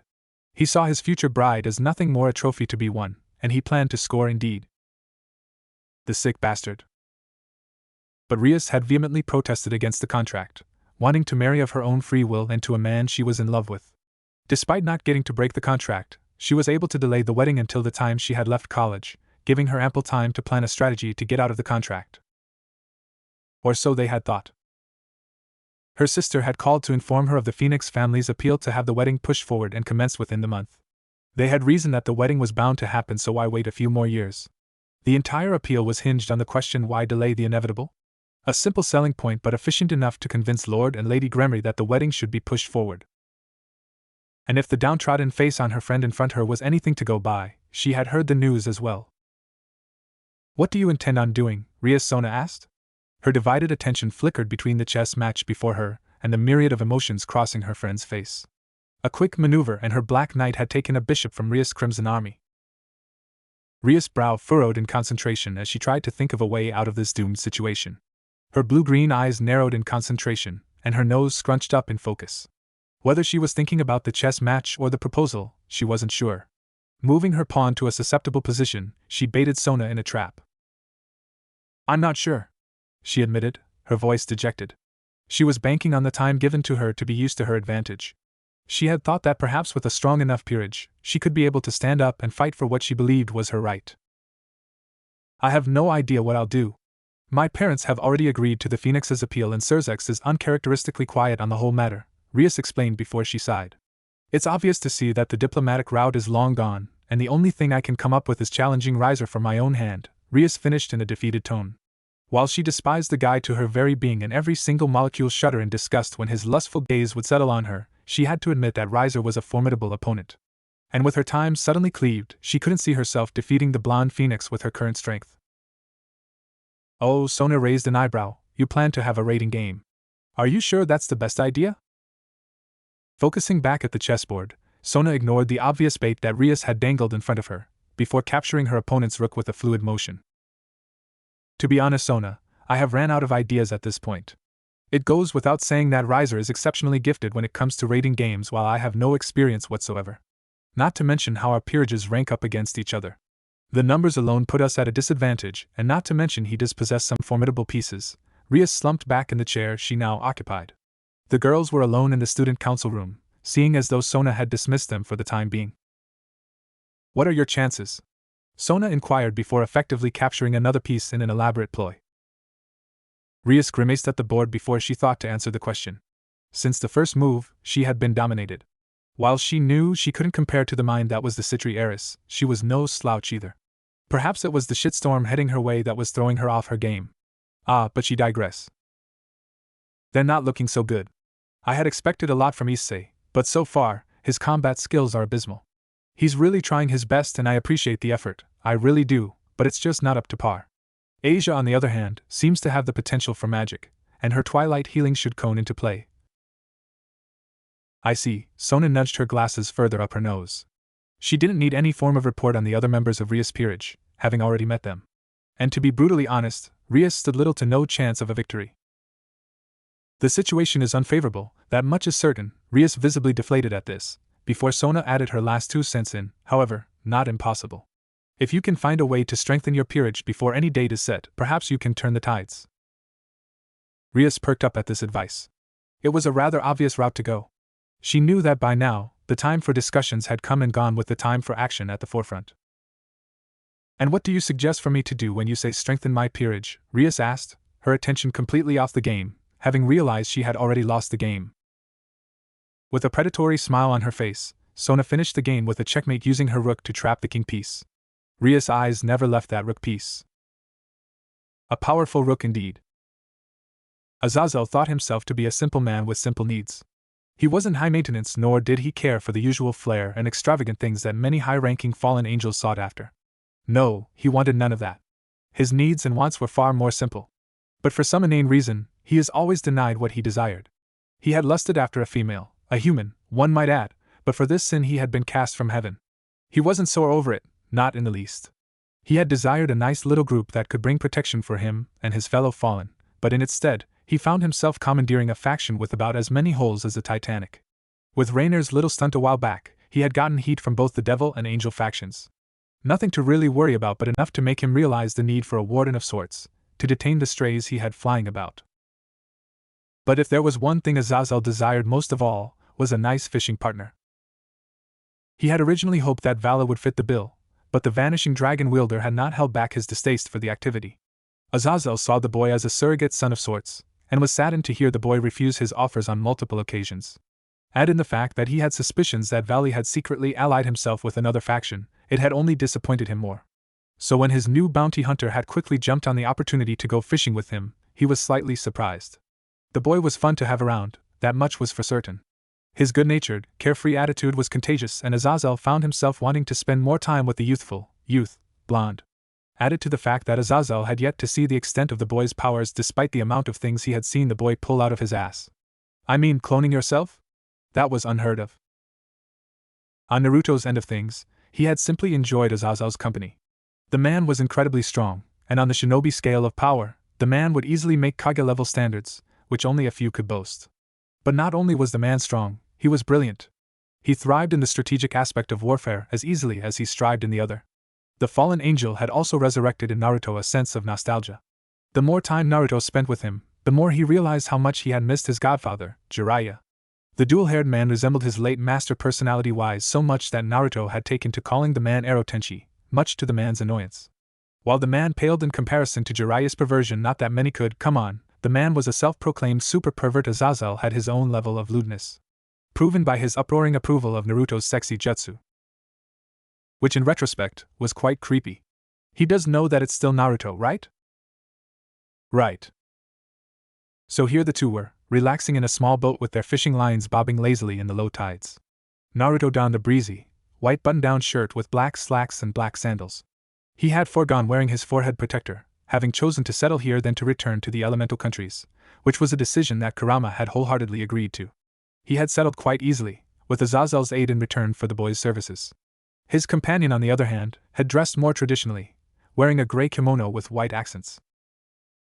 Pleasant, isn't it? Azazel commented with half-lidded eyes. While the man was a great fighter, he was peaceful by nature, preferring to diffuse a tense situation through words rather than his fists. Sure, Ero Tenchi, Naruto quipped, and inwardly laughed as a tick mark popped up on the man's temple. It was amusing to see Azazel get worked up over Naruto's nickname for the man. In the end, Azazel chose to just accept the fact that Naruto was by far the most powerful, hard-headed idiots he had ever met, and seeing how he had met Sir's Lucifer, it was quite an achievement. Laugh it up, you brat. Azazel began before he adopted a much more serious tone. But all business aside, I have to thank you, kid. What for? When news had spread that I had hired a bounty hunter, it was needless to say that most of the other strays had come running back, begging for mercy. You did me a huge favor and saved me from a lot of boring meetings if my subordinates had went on to do something stupid, Azazel explained to the boy, who gave him a curt nod. Naruto gave a vulpine grin, exposing his sharper-than-normal teeth. One of his hand had instinctively went to scratch the nape of his neck. Even after his fight with Nagato, he hadn't gotten used to persons paying him praises for his work. He just loved helping others out. And it was a bonus that he got to kick ass while doing that. It's nothing really, Naruto admitted. While he liked the bounty hunter business, his spirits had dampened when he had realized there wasn't anyone who could force him to truly fight at his best. Nothing, he says. Azazel gave out a loud laugh. Good. However, regardless of your current success, there are one or two still out there. How do you feel about a job tonight? Azazel teased, knowing well enough that the boy will no doubt agree. So tell me where. Naruto grinned before relaxing into the lounge chair he was in. He would relax as much as possible now, because he had a feeling something bad will happen tonight.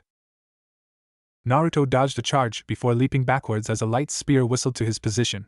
He narrowed his eyes, glaring heatedly at his opponents for the night, while wondering how in Kami's name he had yet again got caught up in another situation that started out simple enough. It had all started out as a simple disable and capture mission. Easy enough, right? Wrong. For you see, when the young Uzumaki had arrived at the location that his target often frequents, he was greeted by not one, nor two but 5 fallen angels. Still easy enough? Well then, how about you try on 2 devils for size? Yep, that's just how unlucky Naruto was. While he was certain that he could still handle the extras without having to use Sage Mode or Kurama's chakra, he had to worry about his actions on a political standpoint. He was hired by Azazel, the Governor General for the Fallen Angels, but these weren't fallen angels. He had no idea how the superiors for the Devil faction would react to him attacking their subordinates. There was always the possibility that they were stray devils, but he wasn't sure if they were. So with no idea of who they were, Naruto resolved to do his job and leave the devils for another time. Slowing his breathing, Naruto studied the situation he was in. All forms of attack had stopped momentarily as the combatants were locked in a standoff. One of his targets was behind him, clutching a light spear in a defensive position. 3 stood shoulder to shoulder in front of him, attempting to burn a hole through his head with their glares. His eyes shifted upwards, as 3 figures floated in the air, annoyed features visibly etched in their faces. He could tell by their wings that 2 were devils, their leathery appendages differing from the feathery ones of his initial target. Muddy brown orbs burned in rage as Carlyle glared at the boy before him. He knew who he was, he would be an idiot not to. Azazel's new lapdog, he had mentally dubbed him. The boy had barged into the abandoned warehouse. He offhandedly wondered how many abandoned warehouses there appeared to be, and disrupted their business with the pair of stray devils. The minute Carlyle had seen the boy, panic flooded his body and he immediately attacked, praying he could end the boy quickly. It was not to be so, as the boy seemingly vanished from his eyesight before reappearing right in front of him, his hand cocked back and a haymaker met with Carlyle's cheek. All of this happened within the span of a few seconds, and the entirety of Carlisle's party were caught off guard by the boys' sudden appearance. The confrontation between the two had been enough to snap them out of their stupor before they had retaliated. Random attacks fueled by unholy and holy elements alike caused Naruto to be dodging and blurring from place to place. The lack of pattern and the unpredictable nature of the attacks had caught the shinobi off guard, if only for a moment, before he had once again regained dominance of the fight. The standoff had ended when the shinobi's hands blurred in between hand signs, and with a low whisper, he said the last words that the three fallen angels in front of him would ever hear. Wind release, wind cutter. It was like a switch had been flicked, an ephemeral spark giving way to blue ethereal energy flickered to life. The air itself seemed to have stilled as to watch the B-rank jutsu being executed at the hands of a master. The blue energy converged into sleek blades of wind, dozens in numbers and gleaming with rampant desires. Then they attacked. The black-winged angels screamed in agony as the jutsu carved into them with prejudice. Their eyes writhed in pain, and the scare pronounced as their irises rolled to the black of their skulls. Their bodies were swept up by the wind before falling like a sack of potatoes. Carlyle watched with wide eyes as three of his comrades were obliterated by weird hands, gestures, and words. Whatever magic this man possessed was formidable, but he would not be cut down here. With a loud war cry, he dive-bombed the blonde, while his comrade behind him had taken to throwing his spear at the man's blind spot. The spear closed in with frightening speed, but the man made no actions to move out of the way. Instead, he stared at Carlyle. Carlyle stopped short when he noticed the man's hand formed another of his weird hand gestures before a wave of nausea hit him. A loud squelch, and Carlyle found himself a shish kebab to his comrade's spear. Somehow, the man had been able to swap places with him, taking himself out of harm's way. Sneaky bastard, were Carlyle's last thoughts. A swift chop to the neck and the last fallen was out like a light. He turned his attention to the two devils in his presence, and voiced his concerns. "What am I to do with you two?" he asked the shell-shocked devils who had just watched their fallen angel associated being taken out like the weekend trash. Before they could answer, however, a feminine voice rang in their ears. "No need, Naruto-san, they are mine to deal with." Rias Gremory had walked the entire day with an air of depression around her. School had ended and her talk with Sona had sparked some ideas. It was not lost on her what Sona had suggested for her to do. But the fact of the matter was that since the day they had first met, she had not seen the blonde boy. His presence could spell her freedom from the contract. Riser may be strong, but he was no match for a Satan-class opponent. But how to find him, she thought. So lost in her thoughts, she had not noticed her peerage's concerned stares until Akino had nudged her. "Come on, Bucho. We should get going," Akino said. The girl had lessened on her teasing tendencies when she had heard of her best friend's predicament. While Akino had slightly envied her friend for her nice childhood, she did not want her best friend and king to be put in such a situation. "Yeah, you're right, Akino," Rias conceded. She had to put the blonde enigma at the back of mind. There was no guarantee that she would meet the boy before Riser came, nor was any guarantee that the boy would join her peerage this time around. He had already refused once. She resolved to stop worrying about why she didn't have and instead focused on her peerage. Her loyal family who stood by side and fought for her sake. She couldn't help the warm smile that tugged on her lips as she looked over her cute little peerage. From Kaniko's monotonous expression to Kiba's princely features. She absently noted how Asia's innocent smile differed from Akino's devilishly innocent smile. And she suppressed a giggle as Issei practically drooled at Akino. This was her own little family. And she would fight for their freedom from Riser's greedy clutches. Her resolve steeled, she joined her peerage in a little circle before a red seal appeared below and above them, then they gone to deal with a pair of stray devils. What in the world? Issei correctly summed what they were all thinking. The brown-haired devil had prepared for a fight with two stray devils, but instead there were 5 more persons than expected. Fallen angels at that. A painful memory of Yumano, Rainier had shot through his head. Glancing towards Asia, he realized she had experienced the same. But before the shock at the added numbers could really sink in, they were swiftly dealt with. A blonde blur took them out with brutal efficiency. He killed the first 3 with some sort of wind magic before swapping places with another to impale him with his friend's own spear. The last one had got off lucky, Issei thought, with him only being knocked unconscious. Akino licked her lips in delight when she saw the blonde fighting. While she would have preferred him to cause a bit more pain to the fallen angels, both for personal and carnal reasons, she could not deny his power and immense battle presence. He had dominated the fight, and showed little mercy, except to the last fallen angel.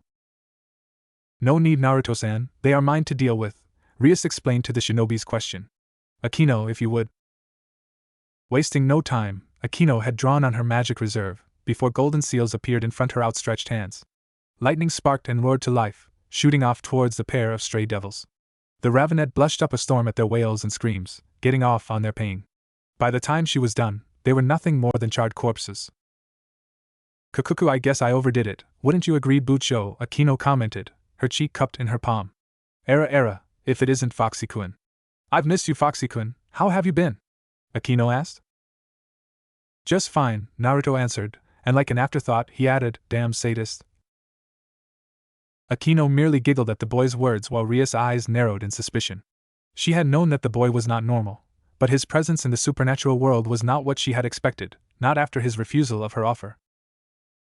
Why are you here, Naruto-san? And why would I tell you that? Naruto grinned. Oh, if there was anything he loved, it was antagonizing others. And persons like Rias were his favorite targets, they had the best reactions. I'm only asking this once more, why are you here, Naruto-san? Rias asked while shifting into a fighting stance. This in turn had set off a chain reaction with her peerage members who also prepared for a fight.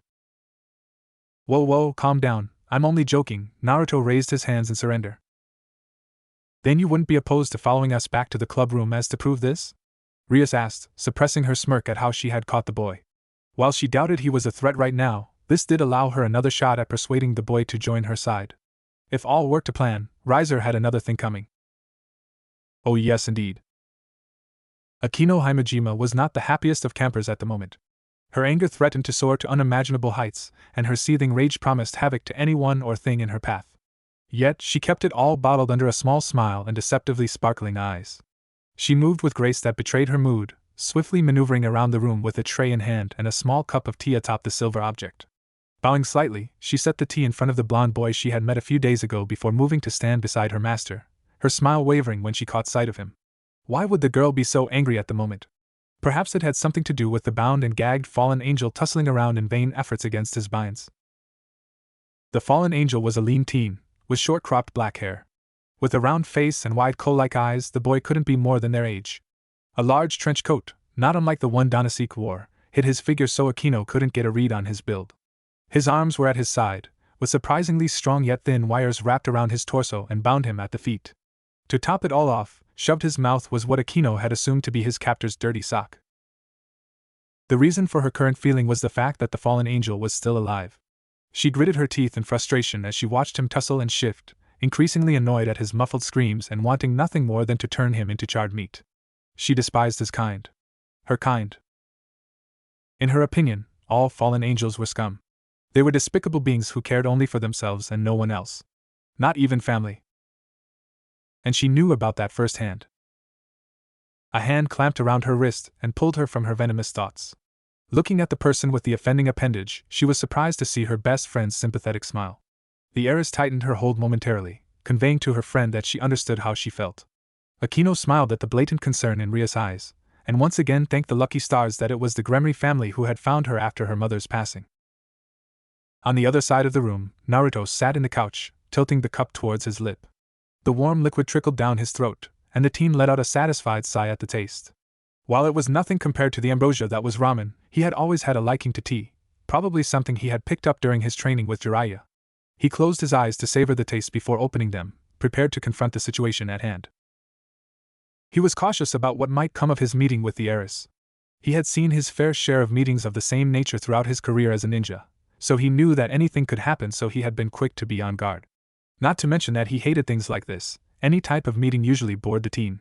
Hell, the only reason he had agreed to follow her was due to the town being in her territory and how it could potentially affect the treaty to refuse a meeting, seeing that he was temporarily contracted to the fallen angel faction. Looking at the girl, Naruto admitted to himself that he was wary of her. His last meeting with the girl was still fresh in his mind, and while she was forthcoming with answers to his questions, her offer had sent a tingle down his spine. She made light of such a weighted decision that it honestly set the boy on edge. While he didn't hate her, in fact, there were few persons who the shinobi could say he really hated, he was not necessarily fond of her. Simply put, he had a neutral front towards the devil. The tea was lovely, he began with a simple compliment, sensing that this would be a good way to start things off. He got a smile in return from the girl, whose name slipped his mind. I'm glad you think so, Foxy-kun, Akino commented, momentarily forgetting about the unwanted guest who was still wily at the boy's feet. I am glad you like the tea as well, Rias interrupted. Akino really tries her hardest, and it's good to know she's appreciated. I see, Naruto replied. If it's okay, could we begin with what it is you would like to ask? Inwardly, Rias frowned. She had hoped that maybe a little small talk would have made it easier to usher the teen into the conversation and perhaps endear him to her, making him a susceptible target to recruitment. She sighed. Getting the boy on her side was proving far harder than she was accustomed to. Akino had joined due to her lack of choices otherwise, and the same could be said about Kaneko. Kiba, while similar to the first two members, had joined to get revenge on the man who had killed his friends. The last but not least was Issei. The guy was just a raging pervert. Nuff said. Naruto, on the other hand, was not like any of the other cases she had dealt with. But while he was making it harder, she knew he would be worth the effort. So for no, she would play along. Before we do that, Naruto-san, I believe introductions are in order, seeing as though you haven't formally met my peerage, Rias propositioned with a small smile, not allowing Naruto to dictate the pace of the conversation. What an excellent idea, Bucho, Akino commented. Well, Foxy-kun, my name's Akino Himejima. But you can call me Master Kukuku. Naruto visibly shivered at Akino when she introduced herself. He couldn't stop the flashbacks of Anko when she had nicked his cheek with her kunai and proceeded to lick the wound, reveling the taste of his blood. Repressing those memories to the back of his mind, Naruto nodded at the girl now dubbed Akino. A tug on his shirt sleeve, and Naruto was surprised to see the cat-themed girl sitting beside him. While munching a bar of chocolate, Naruto wondered if the girl was related to the Uchiha, if her stoic face was anything to go by. Then he remembered that her hair was white, not black. If I remember correctly, you're Nico-chan, Naruto greeted the diminutive figure tugging on his sleeve. Kaneko Tuju, first year, the girl commented while pointed to herself. Her eyes narrowed when she pointed at our blonde protagonist, Team Senpai. Naruto visibly deflated at the girl's description of him. He was not a team, damn it! A soft chuckle drew his attention away from the Nekishu beside of him. With blonde hair a few shades lighter than his own, Naruto could effectively say that this person was by all means a pretty boy. He was a head shorter than Naruto, with a small smile that Naruto noted did not reach his eyes. The boy wore the standard black striped white shirt of the academy with black trousers. A black bow was tied around his neck and a sword rested against his hips. Good evening, Naruto-san. I'm Kibayuro, a pleasure, the boy offered a small nod with his greeting. Naruto Uzumaki, nice to meet ya. It was at this point that the pawn of the Gremory peerage decided to make himself known. Jumping from his seat, he grabbed a stunned Asia by the hand before dragging her towards the newcomer, earning a small eep from the girl. Oi blondie! I'm Issei Hayato, future harem king. And this is Asia, welcome to the club. Sometime during the introduction, he had grabbed Naruto's hand, and was shaking it to the chagrin of a certain that redhead. Rias was not too pleased by Issei's impromptu greeting, as she was hoping that a sense of professionalism might appeal to the powerful teen. She was, however, slightly surprised when the blonde responded with a wide grin of his own while greeting the energetic boy. This was a small insight to the blonde's persona that she filed away for later. Now that you're all acquainted, Rias interrupted what seemed to be a budding bromance with a few coughs. I believe you have some questions to answer, Naruto-san. Sure. Rias smiled at the boy's cooperation. While she knew he was extremely powerful, probably enough to rival someone of her brother's class, she got the sense that he was well sort of naive. With this in mind, she had taken to using certain liberties she knew she might not have had, knowing that the shinobi would not lash out in a fit of rage. A dangerous gamble, but it was paying off so far. She leant forward, emphasizing her sizable bust, and interlocked her fingers underneath her chin. As I've explained before, Naruto-san, Ko is in the Gremory/Citri territory and is therefore under my jurisdiction. Therefore, I simply cannot allow unsanctioned confrontations to occur in said area. Even Rias herself winced at the tone she was using. Well, I don't see a problem here, Naruto replied. He had realized what the girl meant when she said unsanctioned. It would appear that a condition of the treaty between the three factions was that Party A had to report to Party B if they entered Party B's territory. My actions are sanctioned. I'm not quite sure I understand what you are saying, Naruto-san. I have no recollection of myself nor Sona being informed of whatever business you have in Ko. Rias narrowed her gaze. If you are lying to. Calm down, Gremory-san, Naruto waved off the girl's suspicions. While it's not surprising that you don't know about my reasons here, I can guarantee you that I am indeed sanctioned. And it was true. When Naruto had first started working as Azazel's bounty hunter, the fallen angel had taken certain precautions to protect the blonde from political backlashes that could result from his actions. The first was to officially contract the boy to the fallen angel faction despite his race, thus giving the boy the backing and protection of an entire faction. The second step would have been to inform the one in charge of the territory as per treaty, but due to the nature of the work, Azazel had decided to forego that decision. Instead, he had opted to cut out the middleman and head straight to the one in charge. Yep, you've guessed it. Azazel had informed none other than Surzex Lucifer. When the Crimson Satan had heard of the situation, he had immediately granted Azazel and Naruto permission to do what was necessary, on the condition that no devil was harmed. He had sympathized with the Governor-General, knowing that if the stray fallen angels were to kill any devil in that territory, their fragile treaty would be null and void. And neither man wanted a war. Akino frowned at the boy's words. She agreed with her king, he was making no sense. When she had met the boy a few weeks ago, she was sure he was not aware of the supernatural world. Yet now, he was claiming to have permission to operate in a Gremory/Citri territory without either heiress knowledge. Excuse her if she was a bit confused.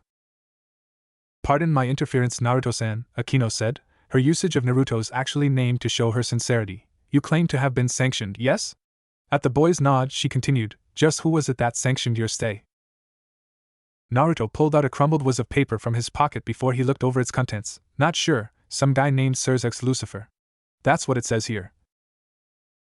Ria's eyes widened at the mention of her big brother. As the leader of the four great Satans and one of the two known super devils, Surzex's interference with any problem usually meant something was up.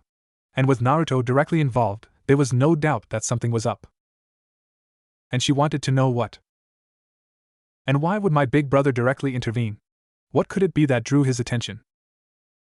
I'm sorry, but that doesn't concern you, Naruto answered. He didn't want to involve the heiress due to Surzex's condition that no devil was to be harmed while he did his job. With this in mind, Naruto resolved not to involve any devil, especially not the younger sister of the devil's leader. But Rias did not see it this way. In her mind, something big enough to gain the attention of her big brother was happening under her nose, in her territory, yet she was being kept in the dark. She was livid. I disagree. It does too concern me. Rias glared. Naruto mused as Rias glared at him. Her blue-green eyes seemed to glow, and Naruto idly wondered if Rias had laser beams in her eyes, would his forehead be seared? This led to outrageous images of laser-wielding flying devils going around and shooting stuff. Would they go phew phew phew? Because that would be cool. Right, back to the story. Naruto shook his head yet again at the girl. It would seem he was saying no a lot to the girl. Standing up and hoisting the fallen angel who was still struggling. When will this guy learn he won't escape? Naruto made for the door but came to a halt when he realized what was happening. Standing in front of the door was the one Naruto came to know as Kibayuto. What was surprising, however, was the way the boy stood. With his legs apart and coiled, the boy held his sword casually across his chest. A neutral stance, Naruto noted. Perfect if the boy chose to either go on the defensive or the offensive. But it was a fighting stance nonetheless. I don't believe this discussion is over, Naruto-san, Rias commented from behind him. The girl had risen from her seat, a stern facade washed over her features. Slightly behind her, however, was a startled Akino. The queen of the peerage was shocked at her king's actions. While Rias and herself were powerful in their own extent, she believed that Foxy-kun was something out of their league. How right she was. Rias was sweating on the inside. She would look back at this moment, and wondered what in fresh hell convinced her this was a good idea. But for now, however, her mind was focused on the crushing pressure that she suddenly felt. Forced to slump forwards, sweat beaded her forehead and goosebumps rose on her arms. A quick glance around showed her peerage in just a bad or even worse state. The ever-shy Asia had fainted while Issei was flat on his stomach and fighting consciousness. Kiba at some point had lost his grip on the sword and had been forced to his knees. Kaneko, being the most affected by chakra, had already lost consciousness while Akino was slowly rising to her feet. Rias had never felt such an overwhelming force in her life. And never so close. Her own brother had never saw the need to use his true form in decades, and the most power output she had felt was from Graphia whenever she was angry. While what Rias uttered between gasps. Her breathing was strained and she had to squint to fight against the invisible force crushing her slowly. As soon as it came, it went. Without the crushing weight, Rias fell forward on all fours. Taking in huge gulps of air, Rias was vulnerable when Naruto walked forward and crouched in front of her. Listen to me, Gremory. I don't take kindly to being held against my will. It would be best to remember that. With a small gust of wind and a swirl of leaves, Naruto and his prisoner were gone. Bucho, I don't think that was the wisest decision. Rias could only nod in agreement with her knight. Azazel had never seen an angry Naruto before. An annoyed Naruto due to his pervy antics? Yeah. A pissed Naruto whenever they run out of ramen? Most definitely. But never had Azazel seen Naruto angry before. Until now. When the doors to the apartment flew open with a bang, Azazel jumped in shock. The leader of the fallen angels could feel the anger rolling of the boy in waves as he stomped towards his direction. Upon reaching Azazel, Naruto had thrown the bundle off his shoulders to reveal a man who Azazel vaguely recognized. One of the targets Azazel had sent for. Rough night, brat? Azazel asked as Naruto slumped in a recliner opposite to him. Like you wouldn't believe, Naruto sighed. He was tired, not physically but mentally. First of all, there were 5 fallen angels, not 1. But that just wasn't enough, there had to be 2 devils there too, Ero Tenchi. Azazel ignored Naruto's nickname for him before he processed what his employee had told him. Apparently, the fallen angels were banding together opposed to their every man for themselves tactics, something he would be glad for had they not been strays. But also joining forces with devils, this could prove troublesome in the future. In another dimension, a whole clan of lazy deer herders sneezed at once. Still though, I don't see the problem. I'm sure you could have handled it without a problem, Azazel commented. He had yet to see the full power of Naruto, but he knew for a fact that the boy was far more powerful than him, or any of the Satans. That was a fact. That wasn't the problem. Huh? Naruto began to tell his tale of how he had beaten all 5 fallen angels, killing 4 while capturing the last. He told Azazel about the Gremry's peerage appearance, and their subsequent meeting which led to Naruto's current mood. At the end, Azazel understood why the boy was so miffed.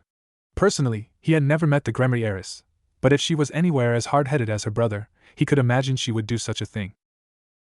Ma, you should calm down, Naruto, that anger won't do you any good, Azazel advised. Plus, I don't think the Gremry girl would do anything like that again, so it's not important anymore. Naruto nodded along with Azazel's logic. It was done and over with, and he had ensured that the girl wouldn't attempt that again. Azazel abruptly stood up. Stretching upwards, he yawned loudly before reaching for the unconscious bundle on the floor. It would appear that the fallen angel had been knocked out from the killing intent released by the blonde. Wimp. Well, Naruto, another job well done, brat. Azazel commented before his tone went serious. I've got another job for you. I can't give you all the details, but I can guarantee that it won't be your typical capture missions. Naruto sat up intrigued. Another job so quickly. And by the sounds of it, a top-secret mission. Sweet. So what I am doing? Azazel reached into his jacket's top pocket before pulling out a piece of paper. Slipping it into Naruto's grasp, he said. Just go there tomorrow, you'll find out there. Ja-any. If you were to ask, who exactly was Issei Hayadu, you would get different answers. If you asked his classmates, especially the girls, they would be quick to tell you that the boy was a despicable pervert with no redeeming qualities and should burn in the darkest depths of hell. Harsh but true. If you were to ask his 2 friends Matsuda and Motohama, his brothers in arms in the art of perversion, they would tell you that Issei was nothing more than a fellow believer in the otherworldly charms that was the female form. Again true. But in actuality, Issei was the definition of average. The boy epitomizes the word normal in all means and forms. Well, except one. It was the one area where the boy excelled that led to his social downfall. With his loud, brash, and direct personality, many would think that the young male would be relatively popular. Perhaps a few friends here and there? Maybe 1 or 2 girlfriends throughout his life? Sounds reasonable enough, right? Wrong. What made the boy stand out was his insane libido that could match 1,000 unsatisfied men. Yep, that's how horny the dude was. In fact, the only reason the boy was so at ease with his recent reincarnation was due to the possibility of him having an harem. So it was without alarm that when a naked Rias Gremry had entered his room at night, his mind had short-circuited. He hadn't seen his master since the meeting that they had with the blonde boy. Now, that was an experience. To this point, Issei could not stop the small shivers whenever he thought of the blonde youth. He had seemed so normal when he had spoken to him, but in a split second the boy had them all at his mercy. And Issei didn't like that. He hated being useless. He hated not being able to protect his friends. He had feared the worst when that invisible pressure had sent him to the floor. It reminded him so much of his fight with Rainer, but only 1,000 times worse. It is as that same sense of hopelessness that had struck him when Rainier had killed Asia. As he held the bishop's lifeless body in his arms, he felt as though a crater had been opened in his heart. He didn't want that to happen again. He wouldn't let that happen again. Issei's train of thoughts was derailed when a crimson light lit up his room. When the light show died down, it revealed the form of his new king, Rias Gremory. But she wasn't exactly herself. BBB Baochu. WW, what are you doing here? The brown-haired pawn barely said. His face had lost all its color, and he could barely stop the nosebleed. Why? Because his president was completely naked. While not the first he had seen her naked, this was the first time he truly allowed himself to immerse in the beauty that was her body. Oh, sweet, merciful Issei, Ria suddenly spoke up, her tone low, but Issei could actually feel the desperation. Issei sat up on his bed in attention, eyes wide at what he was thinking. Hai Bucho. Rias walked forward. With each step, her majestic mound swayed like a hypnotic pocket watch dangled before his eyes. He was caught in its illusion, helpless to resist. The spell broke when he felt her fingers on his chin. Rias cupped his chin and tilted his head upwards. She knew that this was a long shot. A desperate ploy she hoped she could avoid, but now, she had no choice. She couldn't ask Kiba to do this, he wouldn't go through with it. Her only option now was Issei. She needed him now. She needed him to take her virginity. Could you do me a favor? When he nodded, she smiled. He was hooked. Little did they know, a certain silver-haired maid would interrupt their actions. Oh well. When one thinks about beings of unattainable power, how do they imagine them to be? Large, hulking and monstrous, or majestic, strong and glorious? Was the being something modeled off of something out of a manga, or would it appear to be humanoid? So many different things that could make someone's imagination run wild. Well, before meeting her new boss, the SS-class stray devil Kuroka would imagine that a being of such caliber would be something of the above. How wrong she was. Long black hair styled in split bangs, the Nikomata was exceptionally beautiful. Soft features with amber eyes not unlike her younger sister. She wore a black kimono with red interior and wrapped a golden obi around her waist. The ceremonial dress hung off her shoulder, revealing to the world her smooth skin. But what really stood out were the cat ears and tails she possessed. Currently, the wanted criminal was standing in front of a little girl. Or what appeared to be so. So you want me to head to Ko? Kuroka asked the smaller girl before her. Yes, the girl answered back monotonously. But why, Naya? Because I felt a strong power appear there. A source which was not there before. You are to retrieve that person for me, the girl ordered. Kuroka inwardly shivered. The girl's gray eyes met her embers. She felt exposed, bare and vulnerable. Do you know what this person looks like, Naya? No, but you are to retrieve that person for me because I request you to do so. For my peace and quiet to be returned to me, you are to retrieve that being, the girl reasoned, before her eyes narrowed, by any means necessary. Failure is not an option. As you wish, Office. Issei Hayate had single-handedly managed to stun the entire student body of Ko Academy before sending them into a whirlwind of whispers and murmurs. Many rumors had circulated the school, ranging from the apocalypse nearing to the outrageous claim of entering the Twilight Zone. But what could have the boy done to cause such a commotion? Surely it couldn't have been that bad? What had occurred? Perhaps it all started in the morning. The self-proclaimed harem king had walked to school with a rare somber look on his face. That was what had tipped off the students that something was off with the brunette. He was hardly ever serious about anything unless it involved breasts. But they were in the shock of their life when Matsuda and Motohama had asked the boy to go peeking with them. What they were expecting was a jubilant hell yeah, but what they got, however, was a dejected maybe another time. Wait, what? Had Issei Hayate just turned down perversion? No way. Teachers shuddered at the implications of such an action. Surely it wasn't true. The boy who had the libido equivalent to 1,000 men had refused a peak show. Preposterous. Matsuda and Motohama had immediately concluded that the boy before them was an imposter. Why else would he speak such blasphemy? The girls, however, had high hopes. Maybe, just maybe, the precious Kiba-senpai had been able to rehabilitate the perverted husk of a boy that called himself Issei. However, it was none of the above. The boy simply had other things to think about at the time. Something he deemed a bit more important than breasts. Isn't that hard to believe? And this was centered around the appearance of his club president in his room last night. When Rias had flashed into his room by flashing him, did you see what I did there?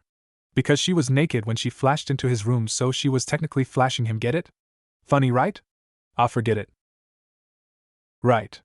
So when Rias flashed into his room by literally flashing him, he had immediately thought that he was dreaming. Why else would the devil heiress be in his room? She had not shown any form of interest in Issei outside of his role as one of her peerage members, and he was pretty sure that an heiress like her would not want a guy like him. It was what to be expected. With that logic, Issei had come to the conclusion that this was one of his fantasies. But when her mammoth mounds had pressed against his chest, Issei knew for fact that this wasn't one of his fantasies. Despite his bravado and his boisterous claims to become harem king, Issei had no experience on girls whatsoever. His knowledge on the fairer sex was completely dependent on his porn mags, and while enticing, did not make for a good source material. And the only time a real girl had shown interest in him, he had somehow ended up dying on his first date. So you couldn't blame him when he froze up. Especially after her outrageous request. Take my virginity, Issei. Huh? Issei stuck his finger in his ears and wiggled them around a bit. There must be something in his ear because he was sure Rias hadn't said what he thought he heard. If so, then that meant she wanted him to too. No way. I'm sorry, Bucho, could you repeat that because I swore you just asked me to?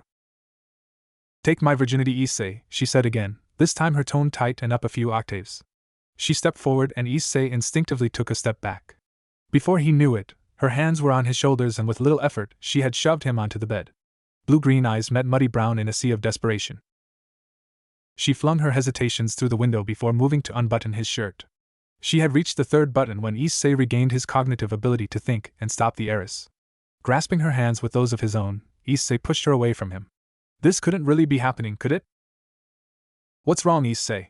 Rias asked. Despite her best efforts, Issei picked up on the anxiety laced in her tone. Don't you want this to happen? Hell yeah, I mean sure I want this to happen but I can't, Issei explained while looking everywhere but the naked heiress.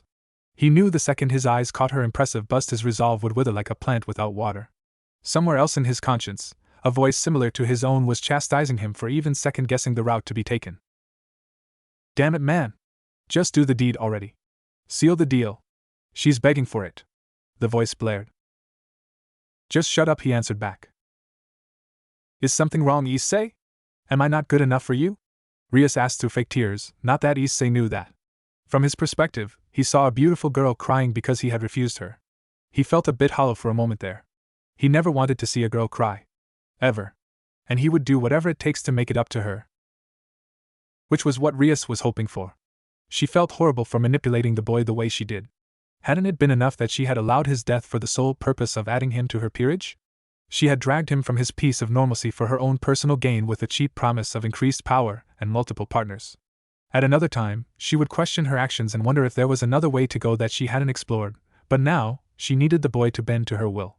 Desperate times called for desperate measures and Rias Gremory was the epitome of desperate at the moment. Is it me? Am I not attractive enough, Issei? She whimpered, and her heart clenched when she saw the crestfallen look that flashed across his face. But she couldn't waver now, she hadn't come so far to be stopped by something like morals. No! She resolved to make it up to him later, but now, she needed him to do her. Quite literally, I might add. No, nothing like that, Bucho. You're really pretty and your boobs are amazing, he tried to explain, but the soft whimpering of his president cut him off. He hadn't realized that she had backed him into a corner until he stopped to observe their positions. He had his back braced against the wall at the edge of his bed. His shirt was slightly undone by his master, and he only wore blue underwear for bottoms. The crimson-haired beauty was as nude as the day she was born, and Issei idly noted that the carpet did indeed match the drapes. Good to know. She was on all fours, slowly crawling towards him in an extremely erotic display that was reminiscent to a lioness on the prowl. Issei would have been defenseless to her charms had it not been for the look in her eyes. He saw neither love nor lust, but anxiety laced with desperation. She looked like a cornered prey in their last moments, their eyes darting left to left searching for something, anything, to save them. Then why, Issei? Why won't you do me this request? Didn't you pledge your loyalty to me? She urged. Are you going to refuse, you master? Why? Why was he making it so hard for her? She had assumed that the boy would jump at the chance to spend a night in her arms. Most boys would. Hell. Some had even propositioned her. Of course, Bucho, I would do anything for you. The proclaimed without hesitation. She had saved his life and gave his existence a purpose, outside of boobs, of course, but this is something personal, Bucho. Your first time should be special, Bucho. I can't take that away from you. Ria stared at the boy as her frustration level rose. She couldn't fault the boy for his logic and was slightly touched that he had thought to put her feelings over his, but damn it, when a girl tells you she wants you to bang her, the only way to go is to drop your pants and bang her. No questions asked? She closed her eyes to compose herself. She hadn't expected the boy to have such a strong moral compass about said topic, but she was no quitter. By the end of the night she would no longer have her innocence, that she swore. I don't care about stuff like that, Issei. I want you to be my first, so please take my virginity. Issei gulped. He could feel his walls crumpling by the minute. Any restraint he had against the buxom heiress was slowly slipping away with each ticking second. He leaned in close as she did. He couldn't stop himself. He felt like a helpless metal being drawn towards a magnet as he dove into the endless pool of blue-green. He had always focused on her hair that he hadn't noticed how her eyes seemed to sparkle, even here in the dark. He wondered how her lips could feel like. He imagined them as soft and sweet and enticing. Fortunately or unfortunately, depending on who you asked, a bright light brought the room to life. A teleportation circle appeared in his room, and from it, a silver-haired beauty appeared. Walking towards the ORC club room, Issei was oblivious to the stairs he drew his way as his mind ran 100 miles per hour. After the weirdly dressed silver-haired woman had arrived in his room, she had immediately ignored Issei's presence, instead focusing on Rias. The woman had scolded Rias for her nudity before giving her appropriate clothes to wear. Initially belittling Issei's status, the roles were turned when Rias had taken to scolding the newcomer for her judgment on Issei. The way they spoke and the fact that the woman was undoubtedly a devil told Issei that both parties were acquainted. The woman who Issei had come to know was named Grafia had explained that she came with the sole purpose of putting a stop to Rias' actions. She had then gone on to explain that she had expected that the heiress would have attempted such a nefarious scheme, and on the instructions of Rias' older brother, again something Issei didn't know about Rias, she was to keep guard of the crimson-haired beauty for the night. As both female went into an argument that intensified with each ticking second, the brunette of the trio was completely lost. He had been able to conclude that Rias' presence in his room was not something she had done on a whim, but was in fact planned. But if what Grafia had said was anything to go by, Rias' family had clear objections against her schemes, to the point where they had sent a servant of the Gremory household to intervene. Issei sighed. There was no way he would be able to figure this all out until she told him what truly was going on. Since their meeting with the blonde boy, she had a sort of resigned aura about her. Her responses were slow, and her usually would seem half-assed, as though she was troubled. Did the blonde had anything to do with Rias' current mood? That would make sense, seeing that the mood swing hadn't started until the boy had refused to answer Rias' questions. Man, all this thinking is making my head hurt, Issei thought as he pushed open the door of the club. Greeting him was the tense atmosphere as all of the peerage members seemed on edge. Asia had immediately made her way to Issei's side at his entrance, while Kiba gave a small nod to the boy, which he returned. A quick glance around the room told Issei all that he needed to know. Rias was seated behind her desk, her elbows propped up and her hands interlocked in front of her face. The vice president of the club wore a solemn expression as she stood in her position to the left of the king piece. Kaneko was in her usual spot on the couch, but she was without her regular snack as the girl glared heatedly at the ground. Kiba stood rigid in his spot behind the couch, a tense look in his eyes. The odd one out was Grafia, the same person Issei had met the night before. The woman seemed to be in a world of her own as she seemingly ignored the unusual tension with a graceful smile on her face. Issei noted that the woman had the elegance of that one would expect from nobility. Her striking silver mane was as exotic as Rias' crimson hair. Long braids framed her face while the back was left to flow to her back in twin braids. With eyes that shone as bright and silvery as the moon, the maid observed Issei's arrival with a small smile. "If I may, milady, I request to speak freely," Grafia commented to the seated heiress. Rias waved her hand nonchalantly, signaling Grafia that she may continue. "Thank you. Seeing that everyone is here, I believe it would be." Whatever it was that she was about to say was interrupted as the temperature in the room suddenly spiked. Issei watched with mild curiosity as Rias' face morphed into a scowl as the room was illuminated by golden glow as a teleportation circle flickered to life. The magical seals spewed flames as golden tendrils lashed at their feet, while the flames grew into an inferno. A single figure stood in the midst of it all unscathed. As the flames died in a glorious burst, the figure sighed before turning towards the group. He spoke. "I, Riser Phoenix, have arrived in the human world." There were certain times during his short tenure working for Azazel when Naruto would stop and think, why the hell did I agree to this? At first glance, Azazel made for an intimidating figure. He was taller than most men his age, and his hair colors made most humans believe the man was probably in cahoots with some sort of gang. This misconception was shared by the supernatural world as well. When most supernatural beings heard of the Governor General of Grigori, they would immediately think of a monstrous creature with capabilities on par with the Satan. Someone who had fought against the likes of God and the four original Satans alike and lived to tell the tale. And while Naruto knew that Azazel's infamy amongst his peers was valid, he held no such feelings for the man. Reasons being, he was far superior in strength and combat. While not as smart or experienced as the fallen angel, one did not fight a being of primordial status and won by being weak. The second reason Naruto didn't fear the likes of Azazel was because the man acted like an idiot whenever the urge hit him. And this usually was at the expense of Naruto's patience. Just like now. Naruto drummed his fingers along the wooden counter he sat behind. The bronze door chimes swayed in the light breeze and the tiny flaps at the entrance brought a sense of nostalgia that reminded the blonde of a certain ramen shop back in Konoha. He had oftentimes caught himself reminiscing on the past, and wondering how the villages had moved on after the war, and if they had achieved peace. He could never forget his old friends, yet he knew life moved on and his was no longer tied to the elemental nations. He sat on a red-cushioned stool as the Ravenette ramen chef prepared a large bowl of miso ramen in the kitchen. This would make it his 8th bowl, having arrived about an hour ago. Whoever it was that Azazel had agreed for him to meet was running extremely late. He hoped for their sake they had a good excuse and it better not include black cats and or the road of life. He had dealt with enough of that for one lifetime. The low thudding of approaching footsteps shook Naruto from his train of thoughts as someone slid onto the stool next to him. Another one of whatever he's having, the newcomer sounded to the chef. The woman stuck her head out from the kitchen to flash both men with a smile. Sure thing, coming right up, sir, she grinned before heading back to work. As Naruto turned to face the intruder, he was struck with the strangest case of déjà vu as he tried his hardest to try and remember where exactly had he met the man before. The man looked awfully familiar that Naruto felt like kicking himself if he wasn't about to tell who this man was. The man was dressed in a navy blue jacket suit with a bright green tie that oddly blended well together. He was roughly a head taller than the shinobi with broad shoulders and lean muscles that rippled beneath his clothes.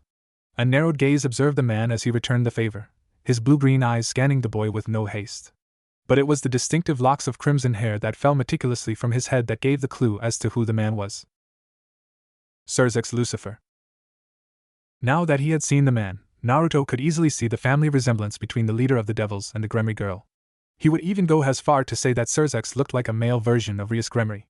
Hell, the both of them having a hogue that stood out like a cherry stem. And given their hair color, that wasn't so hard to imagine. The two men fell into a comfortable silence, as both men had varying reactions to the meeting. Sirzex was whistling a small tune as he waited patiently for the chef to come with his order. He was the image of calm and reserved as he chuckled lightly at a joke he remembered he had told his son not too long ago. The shinobi, however, was slightly panicked. And reasonably so. He was never one for politics, something he had planned to pawn off to Shikamaru if he were to become Hokage. But there was one thing he did know was that when a leader of a country or race, in this case, went out of his way to meet up with you, it was either one of the two possibilities. 1. You had done something that had offended them, and or his people. In that case, said leader was usually the one to bring about swift justice on the offender. The second most likely theory was that the leader wanted your services to aid them in a task at hand. It was something he was used to at this point in time. Countless of times he had been tasked with security details of several daimyos and lords. But he was certain that this man did not need the aid of a bodyguard, seeing that he was a super devil, a title and status only given to few others. So if that wasn't that, why had the man requested the meeting? Quite delicious, isn't it? Sirzex asked with the slightest of smiles. Naruto regarded the man's question only for a moment to realize what the man had meant. Sometime during his mini-brainstorm, the lovely ramen chef had brought both men their respective meals before dashing back into the kitchen to do who knows what. Sighing to himself that he had grown so paranoid that he had neglected the heaven sent that was ramen, the teenager followed his companions by breaking the two chopsticks apart not before a quick itadakimasu. Diving headfirst into the divine meal, Naruto felt the hidden tension flow from his body, but yet he was still wary of what the man might pull off. Inwardly he hoped that this meeting wouldn't come to blows. He would hate to have the splendid shop destroyed in the crossfire. How old are you, Naruto-dano? The man asked offhandedly. The question had come as a bit of a surprise for the teen male as he paused to stare at the man with a few noodles hanging from his mouth. He quickly slurped down the flaccid ingredients as he turned to regard the man. He was gazing at the blonde with an expression he just could not point a finger at.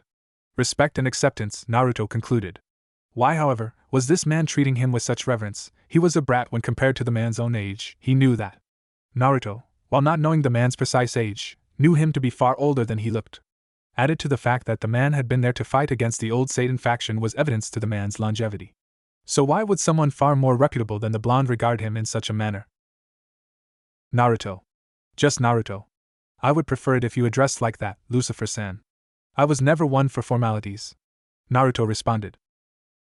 Then I would hope that you would do the same and just call me Sirzex, the man answered as he slurped another dose of the noodles. But you have yet to answer my question, Naruto. How old are you? I just turned 17 a few weeks ago. Interesting, Sirzex murmured almost to himself. Naruto saw the calculating look on the man's face and felt slightly unnerved. He looked so much like his sister, yet the man had complete confidence that his plan would have worked if given time. To be so young and yet powerful, it is no wonder Azazel had taken to boasting about you. Naruto blushed at the compliment, and went to scratch the back of his neck on instinct. Thank you, sir.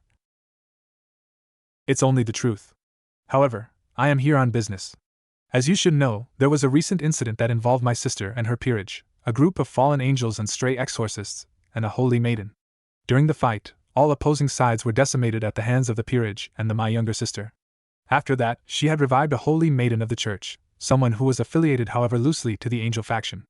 This had sparked a few tensions within all the factions, and it was only through Azazel's report of hiring yourself to capture the strays. Naruto nodded along with the man, not seeing where this conversation was heading. But as of late, several devils have also decided to abandon the faction and are using their powers and nefarious schemes to fulfill their own sick desires. I understand, sir, but what does this have to do with me? I've already cleared it with Azazel, so all I need is your okay. How would you like a part-time job? Things never seem to stop getting interesting. On the outskirts of Ko, the slight rustling of the leaves as the trees danced a waltz with the wind was all that could be heard. The small forest animals scurried hurriedly along the forest floor, ending to their separate habitats, as the moon bathed the area in a pool of silver allure. It was a scenic night. The twinkling of the stars matching the man-made lights that flickered in and out of existence in the city below gave the small town a relaxing appeal. But the focus of our attention paid no mind to his surroundings. No, he couldn't afford the time. His master, how he hated calling that lunatic that had given him a job, and he was on his way back to tell him of a job well done. A feral grin threatened to split his face as he anticipated the sheer chaos that was to come when their plans came to fruition. The heavens will be split asunder, and the gates of hell will be unleashed, and the only middle ground between the two, their fated battleground, being the human realm. He could already taste the fear of the pesky humans as their world crumbled to ashes before their very eyes as beasts that were thought only to be figment of imagination wreak havoc to their world. Yes, he would endure serving that man for now, if it meant a war between the factions. And the best part of it all, no one will see it coming until it was too late. With those thoughts in mind, He-Man flew faster, his leathery wings propelling him closer to his goal. He became a blur in the dim sky as his dark clothing helped hide his presence. Suddenly, he felt a crushing force slammed into him from above and forced him to veer off course. The man fell into a steep nosedive, only righting himself as he reached near the peak of the trees below him. He hovered in the air, his violet eyes darting back and forth, side to side and up and below in search of the presence. He had only felt it for a moment, but the intense bloodlust rattled him to the core. Not even his new master, a man known and feared for his intense battle presence, could produce such an intense feeling, and that thought brought a cold sweat to the nape of his neck. A rustle. He spun on his heels and a magical circle shimmered to life as the man fired a torrent of flames in the direction of the sound, burning a number of trees to charred wood. Yet the presence was still there. He could feel its eyes peering at him through the darkness. Watching him. Mocking him. If he wasn't sure he was being played with before, the resounding laughter that seemed to echo from all around him verified his thoughts. A swell of anger boiled to the surface, turning his pale face to a tomato red. "Show yourself, coward!" he yelled in response. The laughter died, yet that only made the situation all the more scarier. He began to steadily build up his magic reserves, evident by the red aura slowly consuming his figure. He knew whatever it was that attacked him must be strong, but he refused to back from the challenge. He was high-class devil. His pride wouldn't allow for retreat. Deciding that the silence was worse than the laughter, he spoke again. "Come on and face me, coward. Or will you hide in the shadows?" He baited, hoping that the man chose to show himself that he at least had a target to shoot at. For a few tense moments, nothing happened, having the man believe that his attacker would stay in shadows and strike him down. But that was not to be. Blood-red eyes glared at the man. Black slits cut through the crimson scare like a fox. Fierce, wild yet intelligent.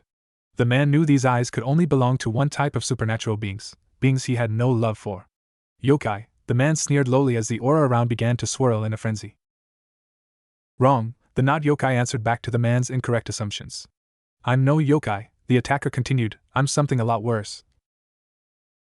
The figure slowly emerged from the shadows, revealing hair as bright as the sun. A teenaged visage filled out the animalistic eyes, and 3 jagged whiskers on each cheek seemed to widen and darken with each passing second. The teen was about the same height as the man, perhaps an inch or two shorter. He was garbed in black jeans and an orange shirt. Thrown over this a red jacket that reached his shin with black flame motifs licking at the coattail. He looked at the man with barely concealed disdain, something that pissed the man off to no ends. "What is this? A child?" All past fears of his attacker withered and was gone in the wind as he realized who it was that had attacked him. His aura dimmed and vanished as though it wasn't there to begin with. He was appalled that such a young child would dare strike out against him. Him. What was up with this generation? Were they so foolhardy to think that they could stand up against their superiors in one-on-one combat that they would attack a man of his caliber? Well, if he wanted a fight, he would oblige the boy before slowly grinding him into paste. "Well, boy, do you have any ideas who you've challenged?" the man asked with a smirk. "Believe me, I know." "Oh, do you now?" Jalea Koble. A high-class and formerly the Rook of Monval, the high-class devil, before you killed him and the rest of your peerage members and fled from hell. Now considered an A-ranked criminal wanted for his treachery, the teen said to the now identified Jalea, his cold eyes now seemingly glowing with rage as he listed the information he had uncovered on the stray devil in front of him. The criminal raised a brow at the teen. The teen obviously knew of him, or at least, his actions. He knew that he was capable of taking out an entire peerage in combat, yet he still decided to fight him. Maybe he was seeking to boost a reputation by beating him? Something he could respect, if he the boy hadn't chosen him as his target. "You obviously know of me, boy, so why don't you just go on home? I don't have time to waste on pests like yourself," the man spat, before unfurling his wings and flying off into the night. Or at least that was the plan until the heel of a sandal crashed into from above and sent himself careening to the floor. Jalea gritted his teeth in anger, and he stood up and stumbled for a moment, regaining his bearings. His head ached like a bitch from the axe kick. He glared up towards the figure that was the reason for his delay to his master, but now, the report was at the back of his mind. Right now, he had a blonde to kill. "All right, boy, you've got my attention," he cracked his neck, "and I'll make you regret that kick." With that, he blasted off towards the branch the boy was perched on, only to feel a resounding crunch as the boy ducked beneath his fists at the last moment, and land a devastating punch to his chest. He slammed into a tree before going through it, and falling to the forest floor in a heap. He struggled to his knees, coughing up blood as he managed to rise to his feet again. He winced as he felt his ribs. Yep, definitely broken. Jalea stopped to observe his opponent again, noting that the boy had barely moved when he had swung and still managed to pack a good punch. He smirked. Perhaps the boy wasn't all bark and no bite. "You pack a mean hook, boy," Jalea commented in a rare moment of admiration, before he narrowed his gaze and his aura returned with a vengeance. "But that is nothing before my might." He thrust both hands forward as a magic circle appeared. Red-hot flames flared and roared as they raced towards the blonde. The sheer heat burnt any leaf it came into contact with to ashes. Soon enough, the boy was enveloped by the inferno. "Ha! What good is strength if you can't hit me?" The man roared in laughter, believing the fight to be over and done with. "My flames are as hot as those of the Phoenix clan. You picked the wrong devil to fight," the man boasted, before he sputtered as the blonde he believed he had burned to a crisp appeared before him in a show of speed that his eyes couldn't track. Pain. Unadulterated pain. One moment, he had won the fight and was boasting over his opponent's charred corpse, the next he was sent soaring by an uppercut. Reaching the apex of his impromptu flight, he had no time to counter as the blonde appeared in front of him, and with a vicious punch, sent him back towards the forest floor. Jalea rolled and skipped like a stone before finally settling at the base of a tree. His entire being felt on fire, and he was sure he had broken a few more bones. Not one to be deterred, despite the fact he was getting his ass handed to him by a kid centuries younger than he was, Jalea rose again, wiping the blood off his mouth and grinned, "So you've got quite a speed on you too. That just made this all the more exciting." His battle lust jumped to new heights. Yes. This was it. This was what he wanted. What he longed for. His opportunity for glory was robbed from him when that upstart devil Surzex had thought it was better to end the war rather than fight to the finish. But now, with their plans, it's only a matter of time before the Second Great War was sparked. And he would get to face more opponents like this. His visage morphed to that of a savage beast. His body hissed as steam wafted off his form. He could feel it, the pent-up aggression he had suppressed for hundreds of years slowly leaking out. The air stank of its scent, the foul aroma of death. "Come now, boy, prove your worth and sate my desire." Jalea shot into the sky with newfound speed and stopped a few feet above the forest. He raised both hands above his head, and a magic seal about the size of 5 school buses appeared. I hope you survive this. It would be truly disappointing if you don't. The circle glowed menacingly, and whatever it was, the teen knew he shouldn't take it head on. With that in mind, he crouched while orange pigments faded into place around his eyes. He breathed. In. Out. In. Out. Now. When he saw the stray devil grunting with effort, he knew he had to act. As a tsunami of flames was released from the seal, the blonde narrowed his gaze. The flames merged and morphed to form the terrifying visage of a roaring dragon, descending on its prey with its mouth wide open.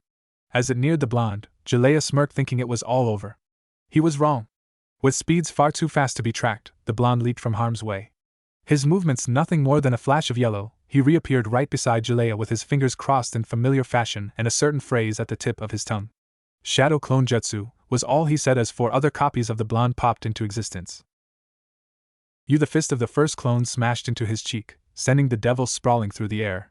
He knew that his jaw had shattered under the force of the punch, but he had no time to contemplate on his injuries. Ziyu, he suddenly keeled over forwards. A knee from the second clone was now painfully embedded into his gut. He spat up blood and saliva from the sheer force of the hit, and dark spots converged on the edges of his vision. And the third clone wasted no time, sending him upwards with a vicious mule kick to the chest, his ribs cracking. He had lost vision in one of his eyes, not that it would make a difference in this fight. No, this wasn't a fight. A fight would imply he had a chance to begin with. No, this was a beatdown. The fourth and final clone made its presence with the uppercut that caused Jalea's head to snap upwards. Unfortunately, all this did was give him a better view of the original blonde menace descending on his form in a pin, before his left leg lashed out to execute a perfect axe kick. Naruto Barrage! He shot to the ground like a comet falling from the sky. He landed hard. His crash landing uprooted the earth and formed a giant crater, with him smack dab in the middle of it all. The trees and foliage around him were ablaze, no doubt caused by his own attack. Yet, he paid no attention to his surroundings. He only had eyes for the blonde walking towards him as casual as someone you would pass on the street without a second glance. Reaching the devil, the teen hauled him to his feet by his hair, dragging him out of the crater before he slung the devil over his shoulder. The last words Jalea heard before drifting off was the low whisper of the blonde. Sirzex has some questions for you, so I can't have you die on me now. Issei Hayata slumped against a tree. His breathing was haggard and heavy, sweat beaded against his forehead which he wiped away with the back of his hand. He was on his last legs, he knew that. His muscles screamed out for mercy, yet he paid them no mind, opting to eye the path of destruction laying before him. A straight path was burned through the forest he was currently in. Trees were scorched and ripped from their roots. The lush green grass was gone, burnt to crisps. This was the product of his strongest attack. Dragon shot. Yet he wasn't pleased. He fell to his knees, his legs no longer able to support his weight. His brown hair was comparable to birds' nests, and the small twig lodged in there only helped the imagery. His white shirt, once pristine and immaculate, was now ripped and torn and slashed in all manner of ways. This was result of his morning spar against Kiba. One thing he learned from that fight was that Kiba was never truly disarmed. Sword birth was a pain in the ass. His trousers were no better. The black slacks that once reached his ankles were no shin length, courtesy of the barrage of lightning attacks thrown his way by the sadistic vice president. Attack after attack was thrown at him with no mercy or pattern. The self-proclaimed pervert had been dancing and weaving and fumbling around the entirety of the afternoon trying to avoid being burned to crisps from the attacks. It didn't help that Akino was getting off on his pain. And don't get him started on his sparring sessions with Kaneko. He had known about the rook's enhanced strength, he had come prepared. But seeing and feeling the limits of her strength were two entirely different things. The ivory-haired loli had systematically broken the teen to tiny little pieces before having Asia heal him just for the process to repeat itself. He winced as he remembered the phantom pain of having his ribs broken and shattered to 1,000 little pieces. He had come here with the intention of becoming strong enough to be able to help the peerage in their upcoming battle. Ever since that obnoxious phoenix had made his appearance in the club room, Issei's days had come and gone in a whirlwind. Rias had immediately sent all the peerage members home to pack for their 10-day training trip. The arrogant bastard had the nerve to imply that even with all the training they could squeeze into the small intermission, they would still be unable to contest against him. And for some reason, Issei was slighted to believe him. He had seen the disapproving looks Rias had sent the group when they thought he wasn't looking. She knew the extent of the riser's prowess, and if she still believed that they weren't strong enough, Issei was inclined to believe her. That was why he was here today. It was the last day of the trip and most of the peerage members had turned in for the night, in preparations for tomorrow's event. All but one.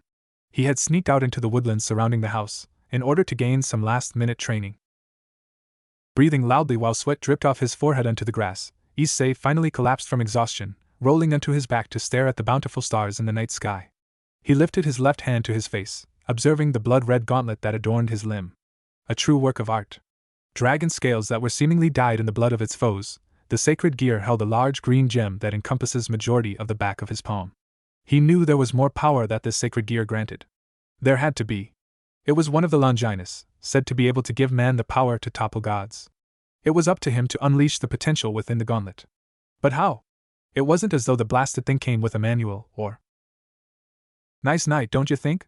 A voice suddenly spoke, breaking Issei from his contemplation. Issei tensed, and cursed under his breath for draining himself to such an extent that he could barely stand. With no way to defend himself, whoever it was that had found him could finish him off with ease. And he wouldn't put it past Riser to send someone to make him disappear to have an easier to his lovely president. But if Riser thought he was gonna go down easier, then that bastard had another coming. Whoa! Calm down, Gaki, I come in peace, the voice said again, this time closer and familiar, yet Issei just couldn't place it. Okay, so whoever it was, Issei had probably met him before, and he did say he came in peace. Perhaps he was someone the president had keeping an eye over the peerage. With that thought in mind, he relaxed back into the grass while the person approached. Not a moment later, he could hear steady footsteps approaching his position before stopping beside him. The grass crunched as the person took a seat beside him, and soon enough, Issei heard weird slurping sounds. Curiosity getting the better of him, Issei turned to face his companion, and to say he was shocked was an understatement. This was the last person he had expected to see. "Yu Uzumaki-san?" Issei squeaked out in surprise and slight fear.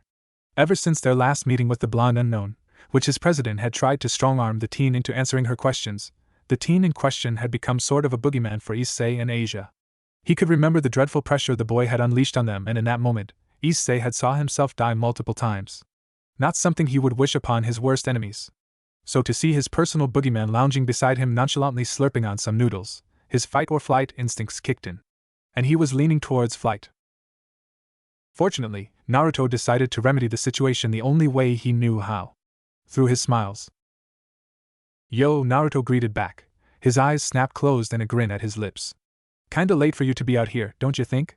Naruto questioned with a small tilt of the head. Opening his eyes again, Naruto was pleased to see the fears at the back of the brunette's eyes fade and was replaced with curiosity. It was a good start, he internally mused. "I was just out training," Issei answered with a slight stutter, slowly getting over the fact that the blonde was not here to finish him off or any like that. In fact, Issei had the sense that he and the blonde Naruto, he remembered his name, could get along well. But Issei also knew he wasn't exactly the best judge of character. His plight with Rainier was evidence to this statement. "Training all night, huh? I can dig that," the blonde responded before inhaling a large amount of ramen before setting the bowl aside. "So, what you training for?" "Huh? What you training for?" Naruto repeated, while standing up and dusting off his pants. "Everyone who trains does it for a reason. So tell me, Issei Hayato, why do you train?" Naruto asked, his tone suddenly changing from the aloof and careful manner it was when he had just arrived to something more somber and oddly authoritative. Issei had opted to ignore the fact that Naruto had addressed by both his first and last name, but focused on the question the shinobi had asked him. "Why do you train?" Why was he doing this? Was it because of his gratitude towards Rias for saving his life when Rainier had killed him in their date? Maybe it was due to the fact that she had taken him in, gave him a family and friends he could call his own. Yeah, that was it. She had given him everything he had now. Before she came into his life, Issei had gone about life going through the motions. He had no set goals. But now, he had persons to strive for. To fight for. And damn it, there was no way in hell he was going to let some uptight, arrogant shitstain take Rias' virginity. That belonged to him. On his pride as the future harem king, Rias was his to have and behold. "I train to protect what's dear to me. To become strong enough so that I can protect my family and become harem king," Issei answered, his voice and conviction going with each word, until he was standing again, with his fists raised in the sky and fire burning deep with his eyes. Naruto smiled. The boy had potential and his intentions were pure. If he decided to forget the whole harem king part, this was the type of person he could respect. Those who would travel the fine line of life and death. Storm the gates of hell and face all odds if it meant that their precious ones were safe. Yep, he could respect Issei Hayado. A person is able to become truly strong when they wish to protect someone they cherish. Issei, right now you have persons you wish to protect, and I promise you I'll make you strong enough to protect them all, Naruto promised. And Naruto Uzumaki never breaks his promises. In a different time and place, Issei Hayado would not have met Naruto Uzumaki. But here in this world he did. Issei would become truly strong, and Riser never saw it coming. Ria's Gremory had a glare that could kill a man 1,000 times over. Her beautiful features were twisted in a sinister sneer at the man standing opposite her. Her crimson locks flared and waved menacingly. Dark energy steamed off her form as her power of destruction was activated, all in the vain efforts of annihilating Riser Phoenix. Behind her, atop the roof they were situated on, her loyal Bishop Asia Argento bravely withstood the flaring urge to run from behind her master's shadow and throw herself in harm's way. Why, you may ask? Perhaps it had to do with the fact that in front of them, a mere 10 feet away, was the most gruesome and heart-wrenching sight the girl could ever come to witness. Her heart ached in pain with every blow, every punch, and every kick the boy who had saved her life had to endure. Issei Hayado was getting his ass kicked. He couldn't counter Riser's blows. He was too tired and weak from his last fights, and Riser knew this. And exploited this. Riser grabbed Issei by the shoulders before burying his knees into the boy's chest, causing him to cough up blood, before tossing him away like last week's trash.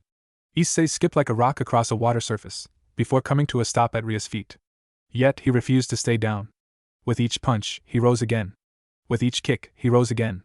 And just like before, he was rising again. Ria's heart burst. She had caused this. She had done this to him. She had taken away his normal life. It was her who allowed the fallen angels to kill him. It was her who had reincarnated the boy against his was her who forced him to train and fight for her sake when he owed her nothing. Before she had meddled with his life, he was normal. He would ever had to endure what the supernatural life had forced him through.